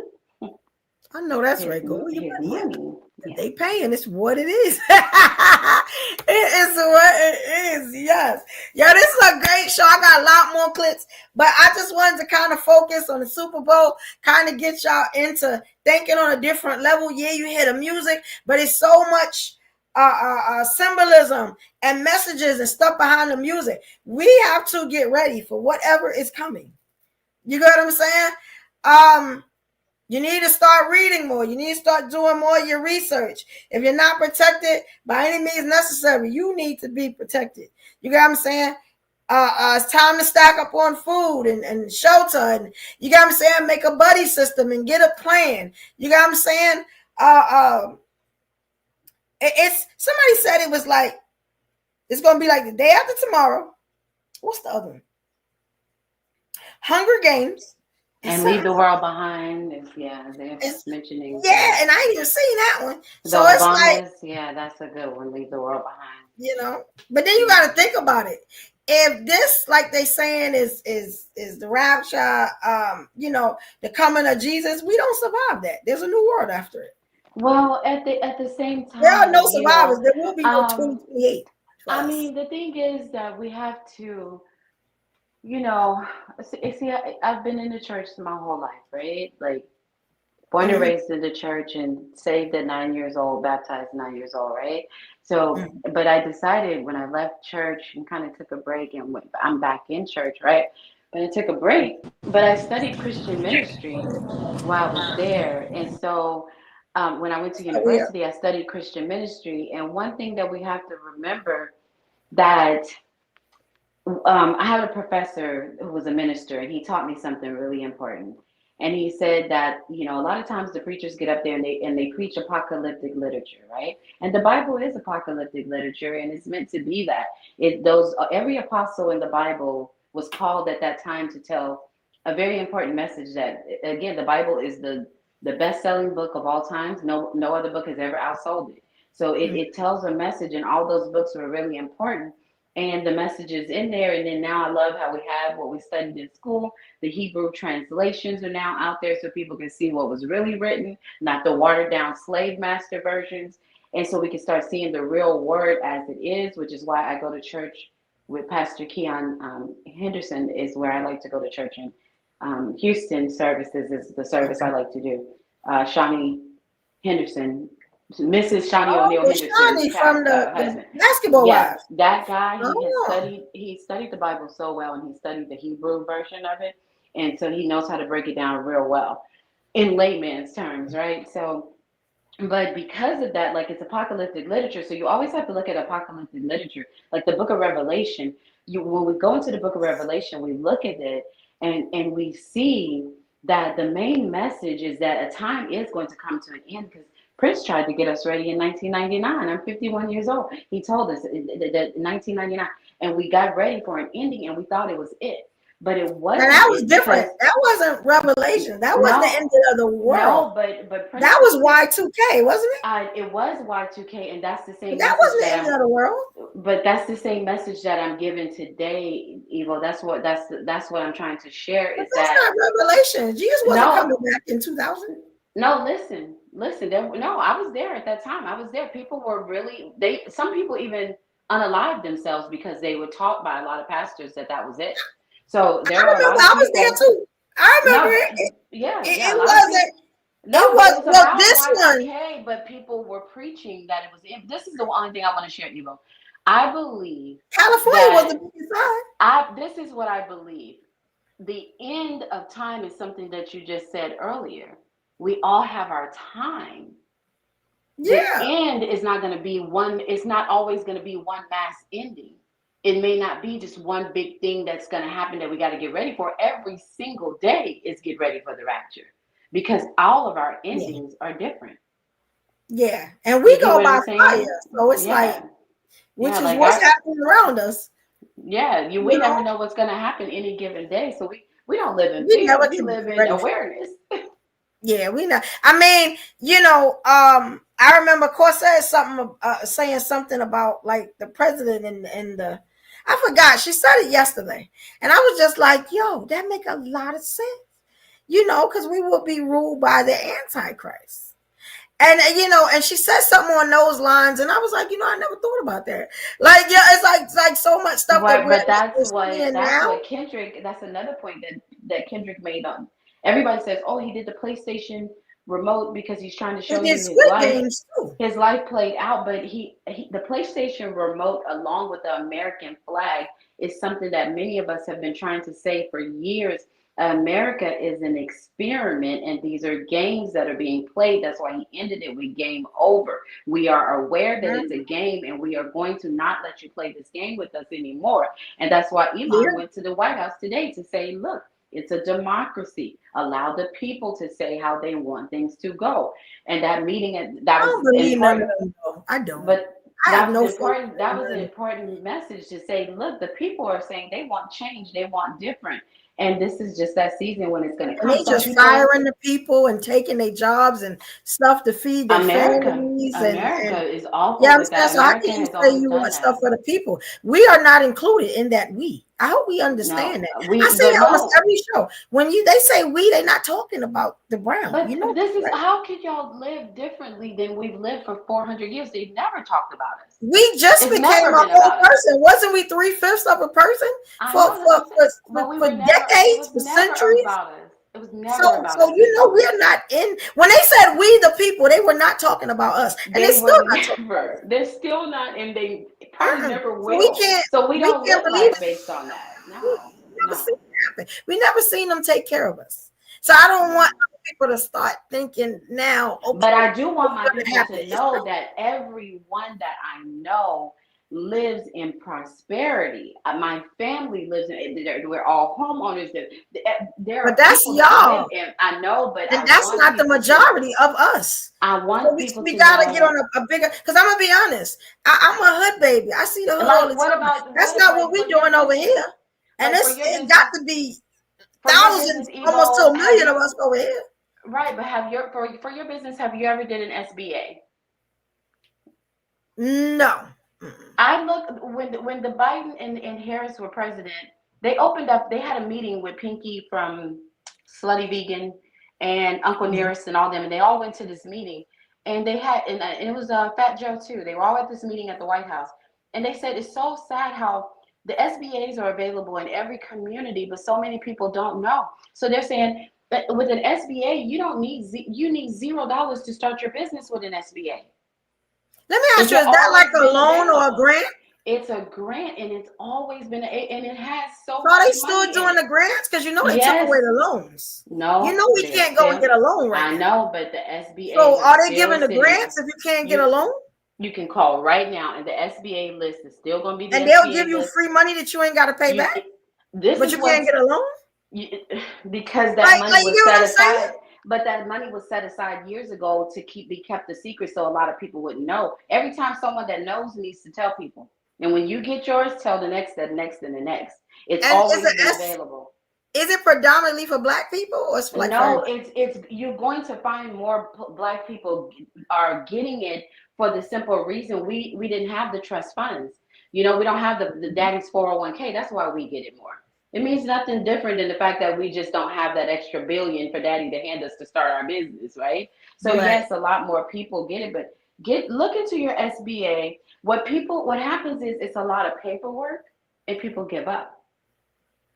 So just don't give up. It's a lot of paperwork, just like any other loan application to get something. So it's a lot of paperwork. So definitely look into your community and say, hey, I live in this area. And I'm calling because it's just a phone call to see how much funds do y'all have available in 2025? I'm a first time SBA, whatever, and see, because you got sometimes there's people that get it 10 times. That's not fair. I wish that they would that's crazy. Get it one time. You know what I mean? So you just gotta have a business to get it, or it starts your business. You need your EIN or your LLC. That's it.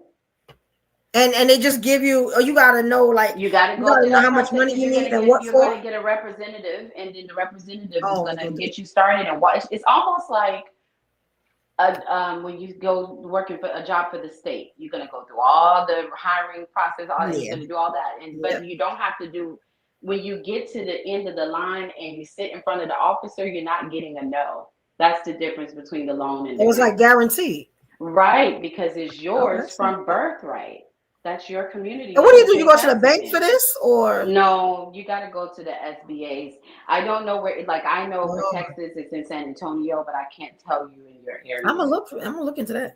Yeah, exactly. But I love when Kamala Harris and Fat Joe and Pinky Cole and they all brought that up, and I was like, wow, what if they had never said that? We would have never known. Yeah, a lot of us still don't know.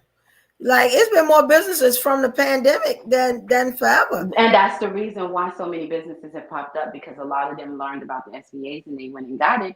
And then you may not be able to put your business, you might have to, the SBA may say, hey, I don't have it for you in New York, but this is your money. Can you go set up in Seattle, Washington? EVO with $3 million, go to Seattle. Hell yeah, that's not bad at all. Go wherever you gotta go to set it up. Because me, even like I start with the clothing for a minute, and I started the candles. The candles are amazing, but this is the problem with the candles. You can't smell them over the internet. Exactly. So I got to figure out. And they still have the how to step by step of how to do your business plan on SBA also. So I would just say look it up. I would just say I'm gonna definitely do that, because that's your saving grace for your community. Because I know as soon as you get it, you're gonna hire 30 people in your community, maybe, or more. Yeah, I know people now that make soaps and body butter and stuff that I could use. But I'm like, I'm gonna have to get a frequent clientele. Like, I used to sell them out the back. But they help you with all that. Like that's the one thing. I stopped going out. Into that is that they're gonna help you with the marketing. It's all gonna be help. And because I was impressed by Slutty Vegan. I'm like, how did she get open in so many different states so quick? Yeah. And she said that was the path that she took. Yeah, that's amazing. Look, find the one in your community. Find the representative that knows if those funds are on hold and if there's any funds available. Even if she say, well, Evo, look, I can only give you $50,000. Work with that $50,000. Yeah, that's good. Build from there. Yes. That ain't bad. I'm gonna definitely look into that. Y'all, if y'all got businesses, that's the move. Because we know our people do not buy from us. We know this. We You need know what I'm saying? marketing. We need marketing to strangers. Yeah, yo. Let me tell you something. And you know when people say that, they be like, yo, I could get a white person to buy my stuff that quick. A black person will complain about the price, about the time you're selling it, everything. And I'm starting to see now that I have a business, that's exactly what it is. It's like, yo, like, you know what I'm saying? Like, technically, if you smell my candle, they sell themselves. You know what I'm saying? But it's like, I had to think the other day, like, yo, I'm on the internet. They can't smell these candles. You get what I'm saying? So what happens now? And I thought that just Corsette saying she liked them because Corsette don't like nothing. You know what I'm saying? Right. Would have been the selling point, and it still wasn't. So I was like, I have no idea what to do. Somebody said to give out like a sample package. I said, but you gotta understand wax, fragrance, how much money I'm putting into that. No, I like the markets, like the flea markets. I don't know if you guys do those, but the rodeo. Well, see, I'm in Texas. Like setting up the vendor tables at the rodeo, setting up the vendor tables at the flea markets. Everyone always has. So I do soaps. That's usually in summertime. I like making soap for fun, but yeah, just events they have a all lot year of long. Yeah, in summer, that's and even that, you got to know exactly where to do it, and I guess I got to figure it out. You know what I'm saying? I've never done one of those. I was invited to one in Atlanta, but I was like, to go out to Atlanta and on an if, you know what I'm saying? I was just like, then you got to put I got all these courses coming out before I even make a sale. So it's been stuff I've been thinking about. I got this new website coming that they've been working on for over a month. So I'm hoping that that helps something. I'm hoping it changes something, because I tell you, I got a great product and a lot of people don't even know about it. That's the bad part. Yeah, and the ones that do would never buy because I'm black. I mean, and strangers are the only ones that support each other. So that I know what you're saying. But I have to travel in the morning because I'm still in Virginia. Yes, I gotta get it too. Yes, no, we covered everything. Thank you, Thalia. Thank you, Queen. Yeah, we covered everything. Thank you for I didn't play. Evo. No problem. Thank you for the clip. I didn't play so much of the music because I don't know. After this video, I'm hoping YouTube don't be like, oh, well, copyright and all that stuff. Even when I put up the fair use and all that. When you knew they hate on everything. So I'm saying, but so I'm gonna see how that goes. I will send you that link. Like this conversation, we kind of went to the left, but we could. But this is good because this helps. I will send you that link that I was just telling you about. I wish I could tell you about your area and where, but I just don't know. I have that knowledge, but I'll send you what I know to get started. Yeah, I'm definitely with that. That'll definitely work. And I give it out to anybody else that wants to help and definitely. Thank you so much, Queen. This was good. And we talked about all the symbolism. We talked about everything. So this is great. And we're gonna be talking about Kendrick Lamar halftime until the summer. Yes, and we gotta get the investing show on. Yeah, we're gonna do a lot of work together, Queen. And when Diddy trial started, then the conversation gonna switch. Oh, I forgot about that. And y'all already know how I feel about that whole Diddy situation. May 5th, we're gonna have all kind of shows going. Yep. Yes. Every day. We got some work to do, Queen. Y'all saying good night, everyone. Good night, Queen. Thank you so much. You're welcome. Yes. Y'all, this was a great show. We had a good time. We broke down the Super Bowl halftime show. You know what I'm saying? We sorted our boy Kendrick Lamar is on fire. Shout out to that king. Much respect and great work to him. You know what I'm saying? We talked about Big Dank. We're going to figure out what that sister going to do because she just messing up her chances. You know what I'm saying? Because she talking too much and she looking for clout. And also we got the girl Onija, and I hope I'm saying this right, Robinson. Yeah, Brooklyn not claiming her. She from the Bronx. And she acting like she's from the Bronx. And we hope that the girl get home. We all in dire need right now. And I don't know if we got money just to throw over at. She may have to stay. I mean, hey, I don't know. Y'all pray for that queen. You know what I'm saying? And hopefully maybe, she'll make it back home. But that's how she's trying to get. You know what I'm saying? Got a son out here. She looking crazy. But I will keep up with on that story too, because her saga, her episode is not over, and Danks is not over. It's a lot more. Hey, y'all know every Tuesday, 8 p.m. Eastern Standard Time, I do this. We talk about stuff that we see, the audacity, our people. You know what I'm saying? We try to get the community together. You know what I'm saying? Whether it's me acting up, you know what I'm saying, wilding out, or it's me just sitting like, look, this one need to happen. I'm bringing my people up. Yo, we're a community. That's what we got to do. You know what I'm saying? Before you leave, we are on the road. You know what I'm saying? I know you saw the thing flash up there. We are on the road to 1,000 subscribers, and we're going to turn this thing up even more. You know what I'm saying? So if you haven't, I need you right now. You know what I'm saying? To do me a favor. I'll explain it. Hey, like the head, here you go.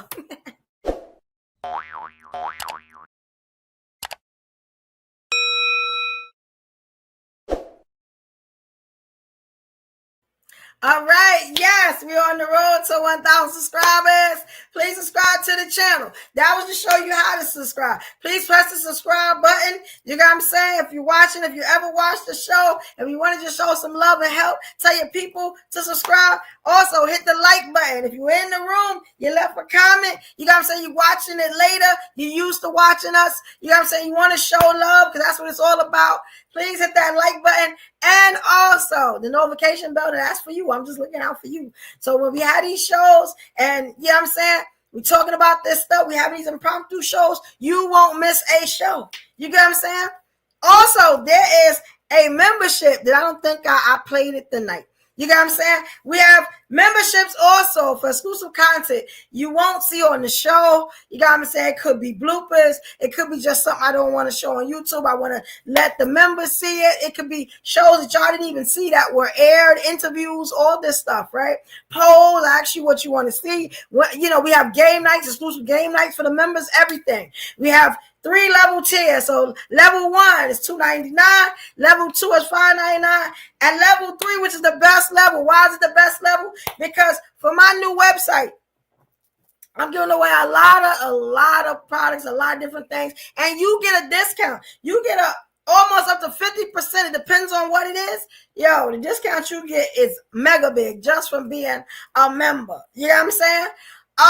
Yeah, so look at that. Now, this is the funny thing about that membership, right? If you have an Android phone, if you go to my channel, you'll see a join button. You got what I'm saying? Right next to all the stuff, you'll see a join button right down on the channel. If you have an iPhone, I don't know why. You know what I'm saying? You're not going to see that join button. So what you do to find the memberships, any video that you see, like even this video, if you go down into the description, there'll be there'll be a link there for you to join the membership. There'll also be a lot of information about me, about my companies. There's also affiliate links I put there for you, stuff that I use to get my website, to get discounts on Amazon, to get my checking accounts. It was a whole, you know what I'm saying, a lot of stuff. Also, if you plan on doing this, there's little discounts there. Check it out. You know what I'm saying? I'm trying to help my people. Check it out. You know what I'm saying? But definitely get those memberships. Definitely subscribe. Hey, guys, this is a great show. You know what I'm saying?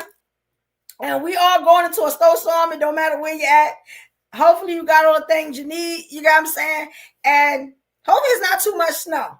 But hopefully you're going to be all right. Please stay safe. Thank you so much for spending the time here with Evolution Brooklyn at EVO-ISMS Live episode 112.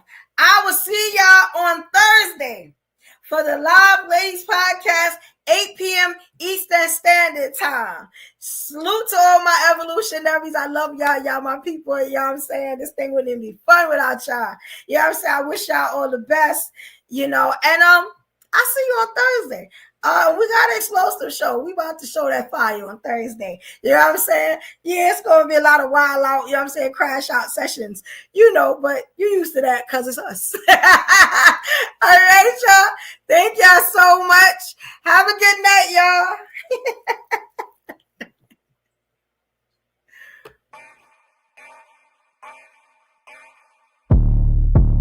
what it mean to be the best. Riding foes, feeling unimpressed, made me reminisce. Throwing bows, bend the corner, set my mind up on the goal. All I know is stay down, bad, I'm the goal. Okay, feel like the best, the great. Now ain't no debate. Yeah. Okay, feel like the best, the great. Now ain't no debate. Yeah. I ain't gotta say much. Know the boy got a touch. Another win for the rush. Another win for the rush. See me once and got a crush. See you twice and that's enough. Get the ring sized up. And that's for the championship. Yeah, I dropped in. Feeling like I need a top 10. Clean sweep, get the mopped in. No roof, yeah, I hopped in. Champagne spraying, popped in. Paramedics on the speed dial. Turn the party to a mosh pit. Locked in. Supreme confidence, can't do broken promises. You can't talk the way I talk when you ain't got no accomplishments. On top taking up space, ain't no room for occupants. Always knew I had to glow, ain't no chance of blocking it. Okay, feel like the best, the great. Now ain't no debate. Yeah. Okay, feel like the best, the great. Now ain't no debate. Yeah, I dropped in, feeling like I need a top 10. Clean sweep, get the mopped in. No roof, yeah, I hopped in. Champagne spraying, popped in. Paramedics on the speed dial. Turn the party to a mosh pit. Locked in. Okay, feel like the best, the great. Now ain't no debate. Yeah. Okay, feel like the best, the great. Now ain't no debate. Yeah.